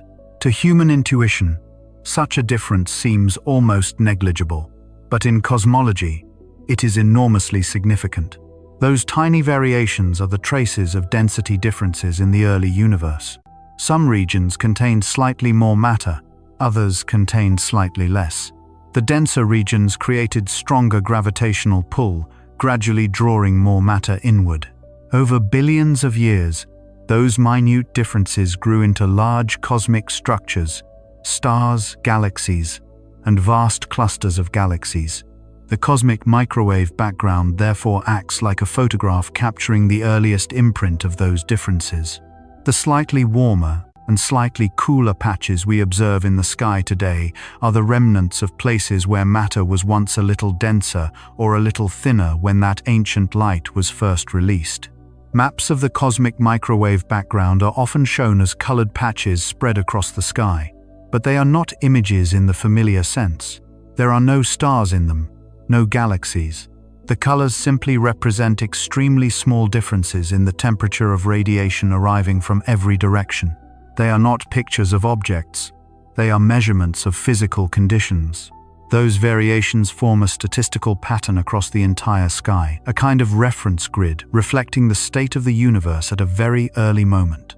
That moment occurred when the universe was only a few 100,000 years old. Compared with the present age of the universe, it was almost the cosmic dawn. Most of the universe's history unfolded after that light had already begun its journey. Unlike galaxies at different distances, and therefore from different moments in time, the cosmic microwave background has a remarkable property. The light from every direction comes from almost the same era. It allows scientists to measure the conditions of the entire universe at a single moment. And because the radiation is so nearly uniform, the smallest differences become extraordinarily important. When scientists analyze the tiny statistical variations in the temperature of the background radiation, they discover patterns that are not random. Their scale and distribution match the physical predictions of the early universe. In the hot plasma of the young cosmos, pressure waves similar to sound waves moved through matter and radiation. Those oscillations left traces that can still be detected today. The scale of those traces acts like a ruler imprinted on the sky. By measuring the apparent size of these patterns, scientists can infer the geometry of space itself. If space were curved, the patterns would appear distorted in characteristic ways. If space were flat, they would appear at different scales. The geometry of the universe is therefore not seen directly, it is inferred from how these patterns appear. Once again, measurement relies on comparison. The observed pattern is placed beside the pattern predicted by physical models. The cosmic microwave background serves another role as well. It connects the distant past to the structure of the universe today. The tiny density differences in the early universe recorded as warmer and cooler spots in the CMB became the seeds of later cosmic structure. Over billions of years, they grew into galaxies, galaxy clusters, and vast networks of matter. By comparing those early patterns with the distribution of galaxies today, scientists can test models of how the universe evolved. Interestingly, the cosmic microwave background was not discovered through a precise prediction. It was found almost by accident. In the mid-20th century, radio astronomers noticed a faint background signal coming from every direction in the sky. At first, it was suspected to be noise. Only later did its cosmological significance become clear. Since then, dedicated satellites have mapped this radiation with increasing precision. Each new generation of observations reveals more detail in the tiny fluctuations, yet the overall picture remains the same. A nearly uniform background radiation with subtle variations that match theoretical predictions with remarkable accuracy. This makes the CMB a very special reference signal. It does not depend on the behavior of stars or galaxies. It requires no assumptions about intrinsic brightness or standard candles. It comes from everywhere and from no particular place. In a sense, it is the moment when the universe measured itself. The cosmic microwave background sets constraints for every cosmological model. Any description of the universe must reproduce its features. For this reason, when scientists attempt to understand the shape and fate of the cosmos, this ancient signal becomes an essential anchor. Yet some properties of the universe cannot be seen directly. No telescope shows the age of the universe. No photograph reveals its overall shape. There is no boundary to capture in an image. And still, the age and geometry of the universe can be determined with astonishing reliability. They are not seen. They are inferred. This inference is not guesswork. It relies on patterns that must remain consistent if a particular description of the universe is correct. The age of the universe is not found by observing its beginning. Instead, it is inferred by combining the present expansion rate with the way that rate has changed over time. The redshift of galaxies tells us how fast the universe is expanding today. The cosmic microwave background reveals the conditions of the early universe. Large-scale structure surveys show how matter has clustered over billions of years, and distant supernovae record how the expansion rate has changed in more recent cosmic history. It is the agreement of all these independent measurements that gradually reveals the age and shape of the universe. No single measurement can determine the age of the universe. Each observation sees only part of the story. Some data describe the very early universe. Other data describe later periods. Each dataset is like a fragment of an immense timeline. The age of the universe is not observed directly. It is the single value that allows all those fragments to fit together. If that value is changed too much, the entire picture loses balance. Galaxies would not have had enough time to form. The history of cosmic expansion would no longer match the patterns seen in the cosmic microwave background. Contradictions begin to appear. In this way, measurement acts like a filter. Possibilities that do not agree with the full body of evidence are gradually eliminated. The shape of the universe is inferred in a similar way. On very large scales, space itself can take different forms. It may be flat, it may curve inward, or it may curve outward. These possibilities are not just abstract geometric ideas. They directly influence how distances and angles behave across the universe. The curvature of space does not mean the universe is bent into some external dimension. It simply describes how geometry operates from within. In a curved space, long, straight paths may behave differently from familiar intuition. Extremely large triangles might not add up to 180 degrees. On small scales, such effects are far too weak to notice. On Earth, space appears completely flat. But when measurements extend across billions of light-years, subtle geometric differences begin to leave detectable traces. One of the clearest traces appears in the cosmic microwave background. The early oscillations of the young universe had a physical size determined by the basic laws of physics. When that light reaches us, the apparent size of the patterns on the sky can be measured. If space is flat, the observed size matches the prediction. If space is curved, those patterns appear slightly larger or smaller. Once again, curvature is not seen directly. It is inferred from the difference between prediction and observation. Other measurements contribute to this picture as well. The way galaxies cluster together on large scales carries information about the geometry of space. The bending of light by mass gravitational lensing provides additional independent constraints. None of these methods alone is decisive. What matters is cross-verification. When the geometry inferred from the cosmic microwave background agrees with results from galaxy surveys, confidence increases. When gravitational lensing tells the same story, that confidence grows stronger. In cosmology, consistency is the strongest form of evidence. This is not proof in the strict mathematical sense. But when many different phenomena measured with different instruments and governed by different physical processes all lead to the same conclusion, the chance of error becomes smaller. Science does not claim absolute certainty. It seeks coherence. A model becomes trusted when it can explain many observations at once without contradiction. When contradictions appear, the model must change. This is especially true for quantities such as the age and shape of the universe, things that cannot be seen directly. The universe does not provide a receipt marking the date of its beginning. There is no map showing the curvature of space. What the universe offers instead are signals, patterns, relationships. Measurement interprets those signals through a repeated question. Does this agree with everything else we know? When the answer is yes, confidence grows. When the answer is no, the discrepancy becomes a clue for new discovery. Through this approach, current measurements of the age and geometry of the universe are supported by many independent datasets. The cosmic microwave background, galaxy distributions, distant supernovae, and other observations. The agreement between them is not perfect, but it is strong enough to draw a consistent picture. And when measurement reaches this level of consistency, another idea begins to emerge. If the universe can be described in a unified way across space and time, then certain quantities in nature must remain constant. These numbers appear repeatedly in every calculation, every comparison, every physical law. They do not belong to any particular star or galaxy. They do not depend on where or when they are measured. These are the fundamental physical constants.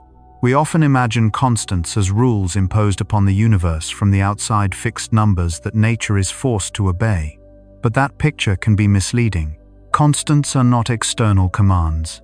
They are reference points within the universe itself, anchors that keep all measurements and all physical laws internally consistent. As cosmological measurements became increasingly precise, something began to stand out clearly. Across countless calculations and comparisons, a few numbers kept appearing again and again. They showed up in laboratories on Earth. They appeared in the light arriving from distant galaxies, and no matter where the measurement was performed, those numbers remained the same.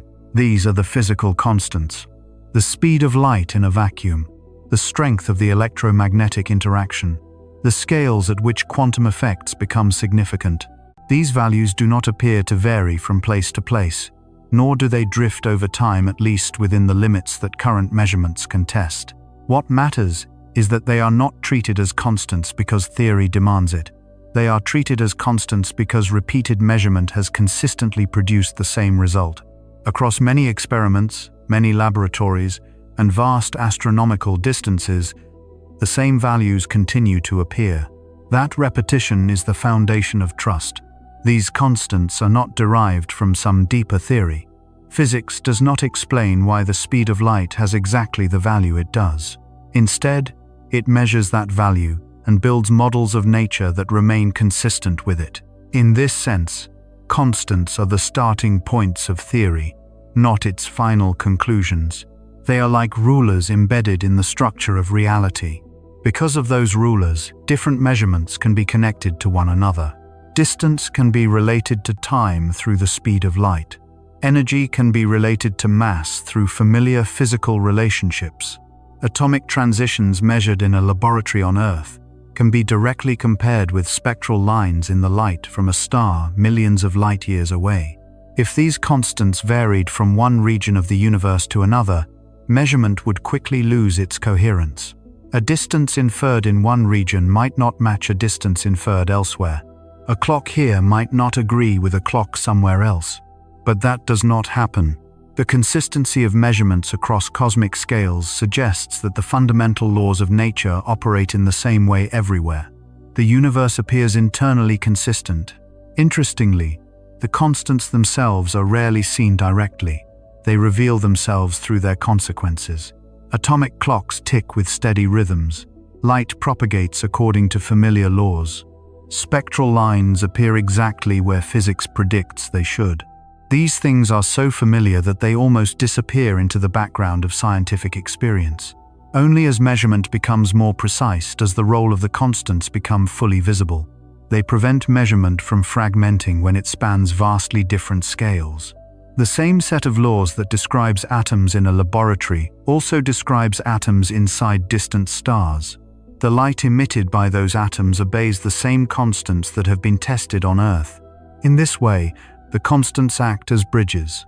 They connect time with distance, geometry with dynamics, and allow information carried by light to be interpreted consistently no matter how far it has traveled. But those same constants also point towards something else. They do not only unify measurement, they also mark the boundaries of understanding. Certain combinations of constants define extreme scales, places where our current theories begin to lose their smoothness. In those regions, the difficulty no longer lies in measurement instruments. The difficulty lies in the concepts that science is using. This is where limits appear. These limits are not failures of measurement. On the contrary, they are signs that measurement has reached the deeper structure of nature. At first, obstacles may appear purely technical. Signal noise, vibration in instruments, the sensitivity of sensors. With time and ingenuity, many of these problems can be improved. More precise clocks are built. Larger telescopes are launched into space. Data are averaged to reduce noise. But eventually, progress begins to slow for a different reason. The limit is no longer technology. It is physics itself. Nature places boundaries on how precisely certain quantities can be defined and how finely reality can be resolved.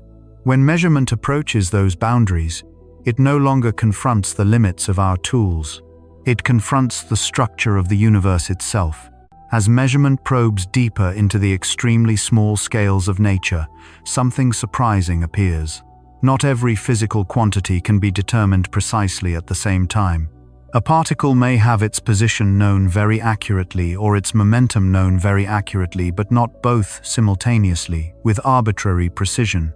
This is not a flaw in our instruments. It is not because measuring devices are still too crude. The reason lies in the structure of nature itself.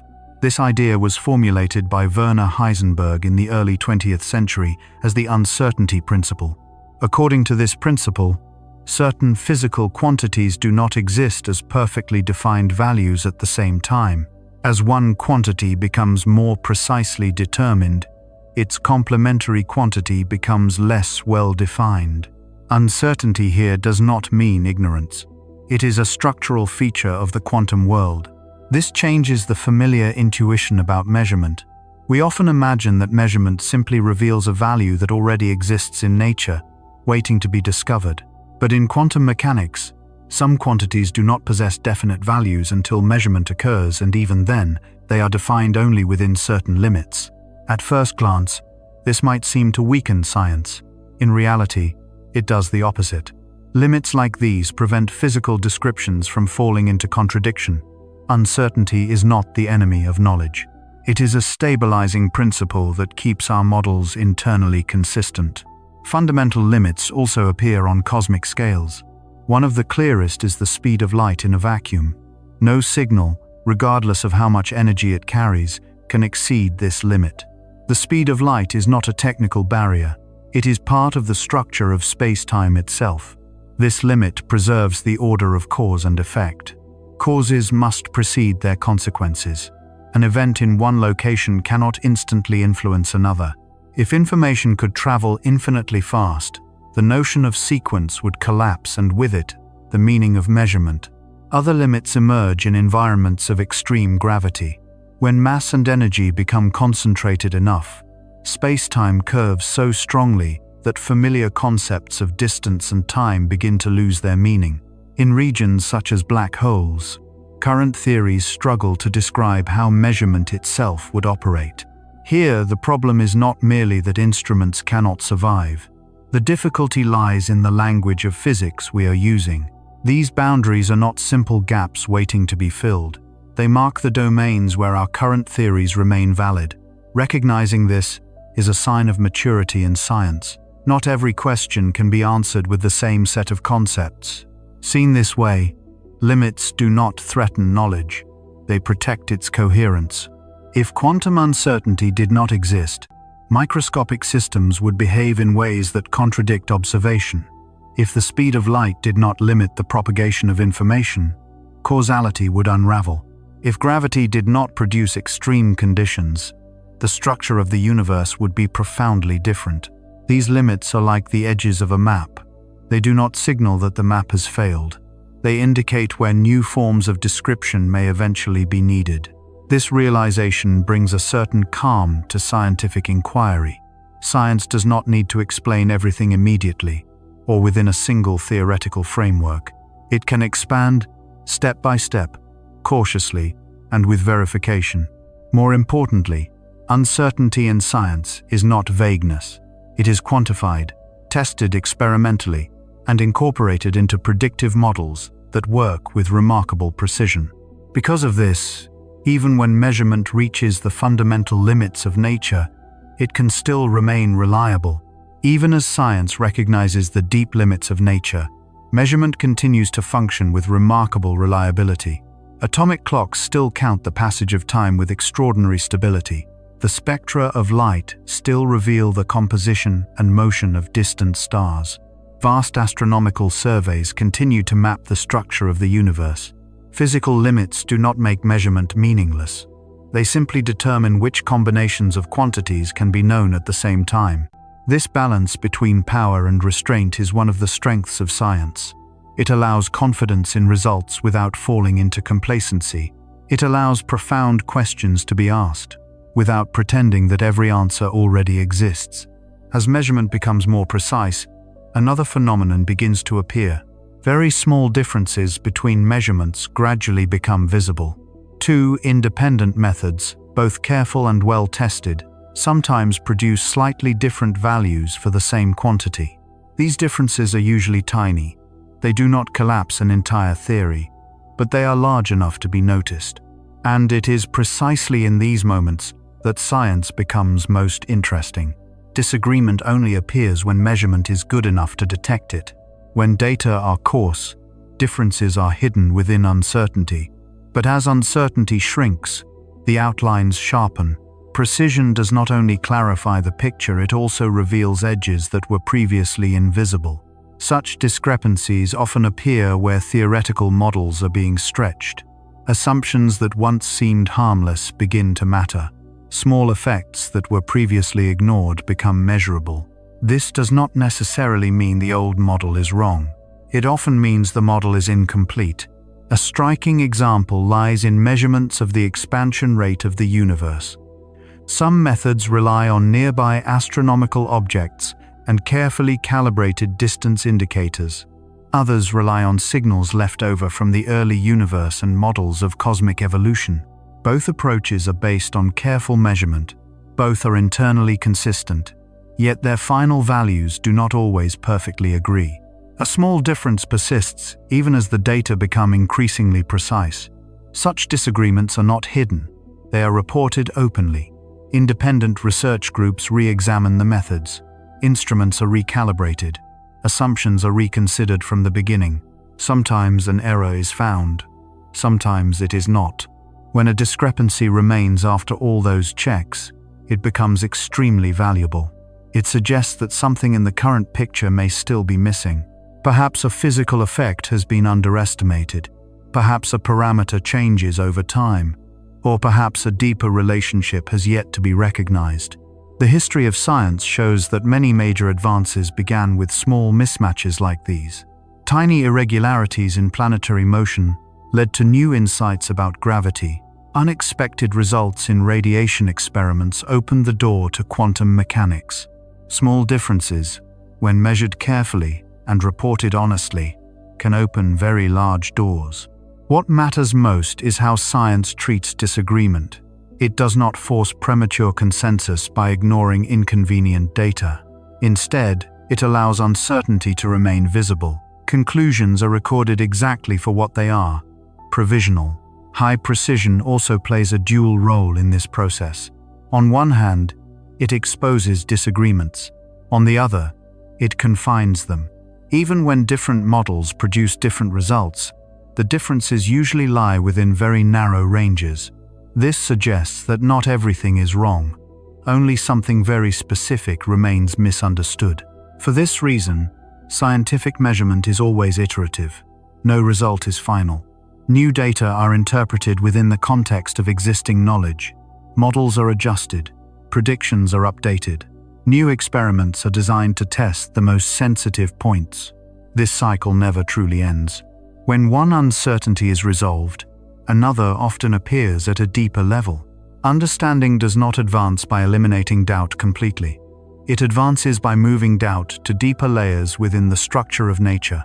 In that sense, science does not promise a perfectly complete picture.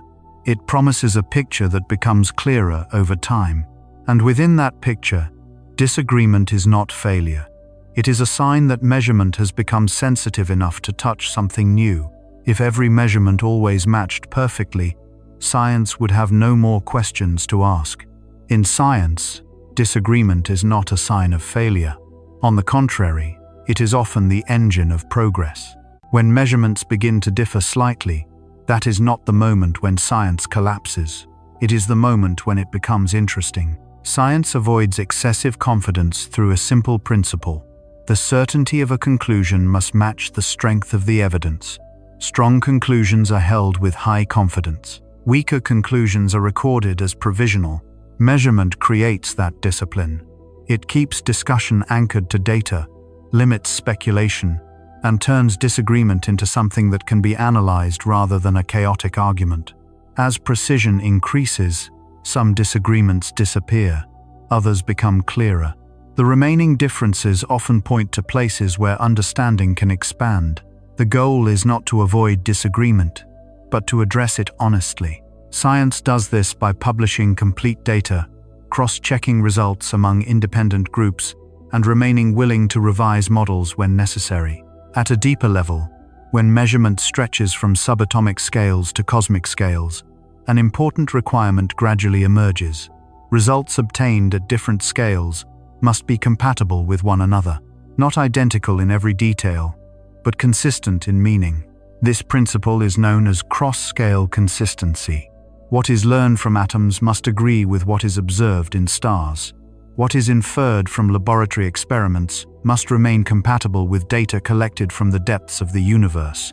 Time offers a clear example. Atomic clocks define time with extraordinary precision through energy transitions in atoms, but that definition cannot exist in isolation from the universe. It must agree with the motion of planets, with the cycles of pulsars, with the evolution of stars, and with the expansion history of the cosmos. If time in the laboratory flowed differently from time governing astronomical processes, contradictions would appear everywhere. But this does not happen. The seconds measured in laboratories match the rhythms inferred from cosmic phenomena. Distance is connected in a similar way. Rulers on Earth form the basis for geometric measurement. Geometry leads to stellar parallax. Parallax leads to stellar distances. Those distances calibrate standard candles. And standard candles extend measurement across the universe. If geometry changed from one scale to another, this cosmic distance ladder would collapse, but it does not. Uncertainty increases as distances grow larger, yet independent measurements still converge within known limits. When they do not converge, attention focuses on the gap between them. That is where calibration begins. Calibration is not a single act. It is a continuous process of comparison and adjustment. Measurements on one scale are checked against measurements on another. Instruments are re-examined. Assumptions are reconsidered. The goal is not to force agreement. The goal is to restore compatibility. In science, a successful theory is not one that explains everything in isolation. It is one that allows very different measurements obtained by different methods to coexist without contradiction. This also shows that physical quantities do not exist independently. Time connects to distance through the behavior of light. Distance connects to motion through cosmic expansion. Motion connects to mass through gravity, and mass connects to energy through fundamental relationships. The meaning of each measurement lies within this network of relationships. The universe is not measured by comparing it to an external standard. It is measured by comparing its parts with one another. Gravity provides a clear example. It is tested in laboratory experiments, in the motion of planets, in the structure of galaxies, and in the formation of the cosmic web. Any description of gravity must remain consistent across all of these scales. So far, within known uncertainties, that consistency holds. This consistency is not an assumption.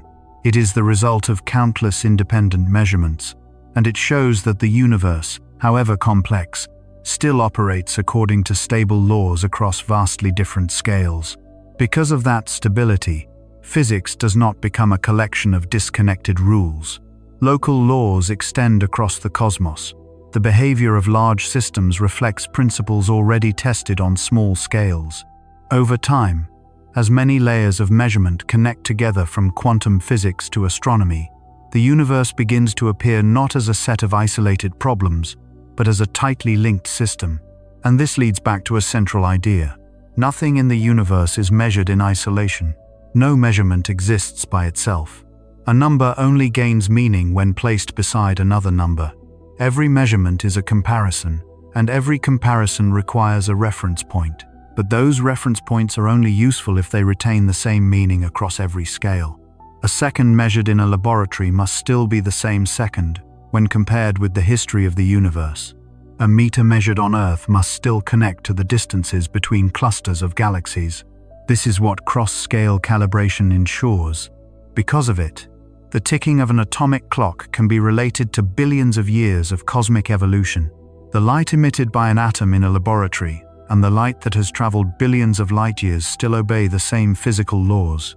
When these relationships hold, measurement becomes more than a record of numbers. It becomes a test of the universe's internal consistency. And remarkably, the universe passes that test rather well.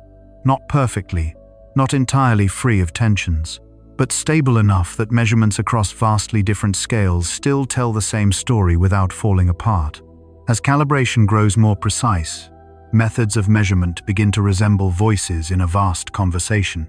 Different parts of the universe seem to answer one another through the same underlying laws. From this emerges a quiet but profound realization. The universe does not require an external ruler, it measures itself. Time is measured by atoms. Atoms are understood through light. Light stretches as space expands. Space is shaped by the distribution of matter, and matter evolves through gravity alongside the expansion of the universe. Each measurement depends on another. Time has no meaning without repeating processes. Atomic energy transitions provide that repetition. Yet those transitions themselves are determined by physical constants governing light, energy, and matter throughout the universe. Distance does not exist independently either. The meter is defined by the distance light travels in a fraction of a second. In astronomy, distances are inferred from the journey of light and from how its properties change along the way. Space is measured through time. Time is measured through space. Light, meanwhile, does not simply travel through space. It is shaped by the space it moves through. As the universe expands, the wavelengths of light stretch as well. Redshift becomes a trace of that process, as if each photon quietly records how much the universe has grown since it left its source. The structure of matter provides the stage for all of these measurements. Galaxies gather into clusters. Matter forms vast cosmic networks. Mass curves space. Curved space guides the motion of matter, and motion shapes new structures. Wherever measurement looks, it finds relationships. No single quantity sits at the center defining all others. Time is not separate from space. Space is not separate from matter. Matter is not separate from energy. And energy is not separate from the constants that govern every interaction. Measurement is therefore not a list of isolated values. It is a network. This is not a limitation of how humans describe the universe. It reflects the internal logic of the universe itself. The universe does not provide an absolute coordinate system. It does not attach labels to quantities. It does not offer an external reference point against which everything can be compared. What it provides instead is consistency. The same physical processes occur everywhere. The same constants retain their values. The relationships between quantities preserve their form. Because of that, measurement becomes possible. An atomic clock measures time through quantum processes. Those same processes produce the spectra of distant stars. Those spectra reveal motion through the Doppler effect. The motion of millions of galaxies reveals the expansion of the universe. Expansion, combined with distance, reveals the age of the cosmos. And the age of the cosmos constrains the geometry of space. The chain of reasoning closes without contradiction. Everything happens from within, because every measurement of the universe is made from inside the universe itself. There is no vantage point outside from which to step back and check the answer. No instrument stands outside the universe to measure it. Every device is made of matter. Every clock counts its rhythm within the flow of time. And every observation ultimately depends on light, the very phenomenon that physics is trying to understand. At first glance, this might seem to weaken objectivity, but in fact, this self-reference is what defines it. In science, objectivity does not mean separation from the universe. Objectivity means that measurements can be repeated. Different observers, in different places, using different instruments, can still obtain results that agree. That agreement does not come from a ruler outside the universe. It comes from the consistency within the universe itself. This is why calibration across scales becomes so important. If time measured through atomic motion contradicted the time inferred from cosmic history, the entire structure of knowledge would begin to shake.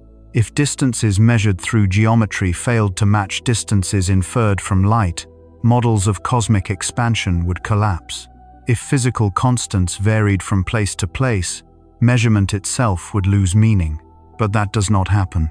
Instead, the universe behaves like a system governed by stable rules, not because it possesses intention or purpose, but because its laws are consistent enough that measurements made from within it remain meaningful. This is remarkable, but also quite simple. There is no moment when measurement suddenly becomes complete. There is no instant when the universe hands over a final answer. Instead, measurement continues to refine itself, uncover limits, reveal small tensions, and open the way toward deeper synthesis. Self-reference does not trap knowledge. It is precisely what allows knowledge to grow. Because every measurement depends on relationships, there are always new relationships to discover. As precision increases, those relationships become clearer. As observation expands, the universe's consistency continues to be tested. And when small discrepancies appear, assumptions are reconsidered from the beginning. The universe does not require measurement to be perfect. It requires only consistency. This also dissolves a common misunderstanding. People sometimes imagine that science imposes order upon a chaotic universe. But measurement works only because order already exists. The universe provides stable patterns. Measurement simply recognizes and compares them. In this sense, science is not an act of control. It is an act of alignment. Alignment between clocks and atoms, between geometry and light, between laboratory experiments and observations across billions of light years. When that alignment holds, understanding grows. The remaining mysteries do not collapse the picture. They simply mark the boundaries of current descriptions. Beyond those boundaries may lie new relationships, or older relationships that must be understood in a different way. The method itself remains unchanged. Comparison, calibration, cross-checking, and caution. Seen this way, the idea that the universe measures itself is not a poetic image. It is an accurate description of how measurement actually works. Time is measured through matter. Space is measured through light. Light is shaped by the space it travels through. The structure of matter reveals the history of the universe, and that history constrains the geometry of space itself. There is no observation point outside the universe from which to verify all of this, but none is required. The internal relationships are sufficient for the picture to emerge. Measurement simply recognizes repeating patterns and organizes them into a coherent story. And within that realization there is a quiet form of closure. Not because every answer has been found, but because we understand why answers can exist at all. The universe is not perfectly transparent, but it is measurable because it possesses internal order. From the smallest vibration of an atom to the ancient light spread across space, the same principles repeat.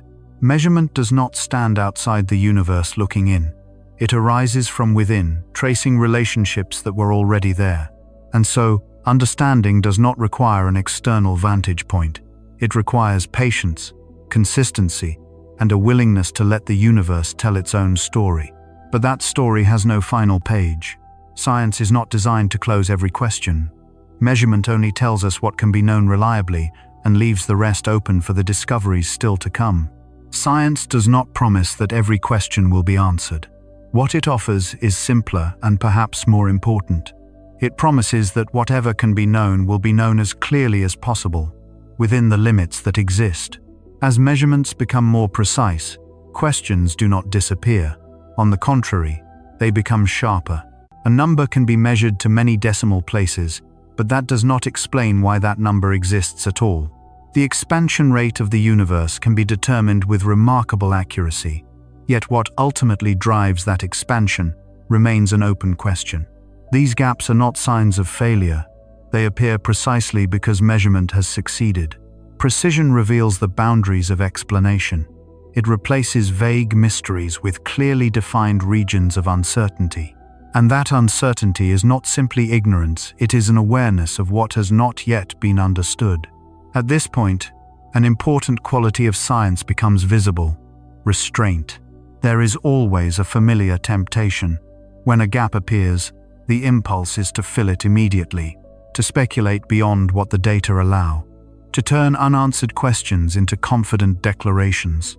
Science deliberately resists that temptation, not because it fears being wrong, but because it respects the coherence of knowledge. Restraint allows uncertainty to exist without exaggeration. It allows confidence without turning into dogma. It allows inquiry to continue without forcing an artificial conclusion. This does not slow progress, it guides it. Science keeps description, explanation, and speculation in their proper places. That discipline becomes especially important when the object of study is the entire universe, a system with no final experiment and every measurement takes place inside the universe, using the universe's own components. Because of that, some questions may always remain open, not because answers are forbidden, but because the structure of inquiry itself has limits. Accepting this is not a form of surrender, it is a form of maturity. Knowledge does not require a final endpoint in order to be meaningful. In many cases, knowledge that remains flexible and open is even more trustworthy. Seen from this perspective, progress no longer resembles a race toward a final answer. Instead, it looks like the gradual refinement of relationships that are already known. Clocks become more precise. Maps of the universe become clearer. Constraints become tighter. Connections become deeper. The universe does not reveal its entire structure all at once. It unfolds layer by layer. Some layers fit together smoothly. Others introduce new tensions. Both are valuable. Measurement does not require absolute certainty in order to function. It requires stability, repeatability, and consistency. When those conditions exist, understanding can continue to grow even if the final answers have not yet appeared. Precision tells us how well we know something. It does not demand that everything must be known. In some sense, the universe seems content with partial transparency. It provides enough structure to be understood, but not enough to be completely exhausted. This creates a quiet sense of direction. Knowing what is reliable and knowing what remains open, that alone forms a stable foundation. At this point, attention gradually shifts away from instruments, models, and techniques. It turns toward something else, the attitude that makes measurement meaningful: patience. Measurement does not unfold over just a few years or even a few decades. It stretches across generations. Instruments improve, ideas mature, errors are corrected, understanding slowly deepens. The universe is not in a hurry. It has existed for billions of years. Nothing within it demands that answers arrive immediately. This reminds us that knowledge is not something to be finished and stored away. It is a process that must be sustained. Measurement does not conquer the universe. It enters into a dialogue with it. Every observation is a carefully posed question. Every answer arrives with its own context, not as a final conclusion. A universe measured from within can never become a closed list of answers. Yet, it can still be described precisely, tested rigorously, and understood deeply.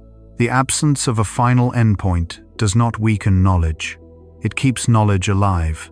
The universe does not hide its secrets out of hostility. It reveals what it can through relationships stable enough to be compared. Measurement follows those relationships, step by step, without demanding an ending. There will always be new measurements. There will always be greater precision. There will always be new tensions and deeper syntheses. And that is enough, because knowledge does not have to be complete in order to be clear. It can remain open without losing its strength. It is a kind of clarity without arrogance, a form of understanding that seems well suited to a universe that is vast, ordered, and still unfolding. No measurement exists in isolation. Time is compared with time. Distance is compared with distance. Light is compared with light.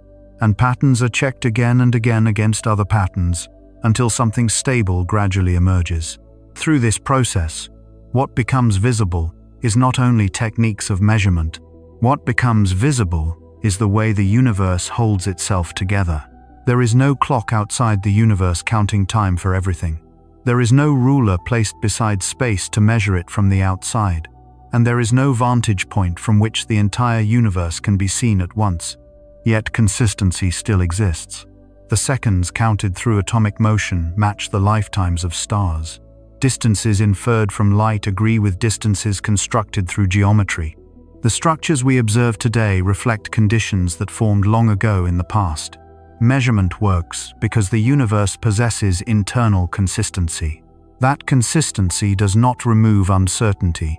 It simply keeps uncertainty within limits that can be understood. Boundaries remain, tensions in the data still appear, and some questions remain open.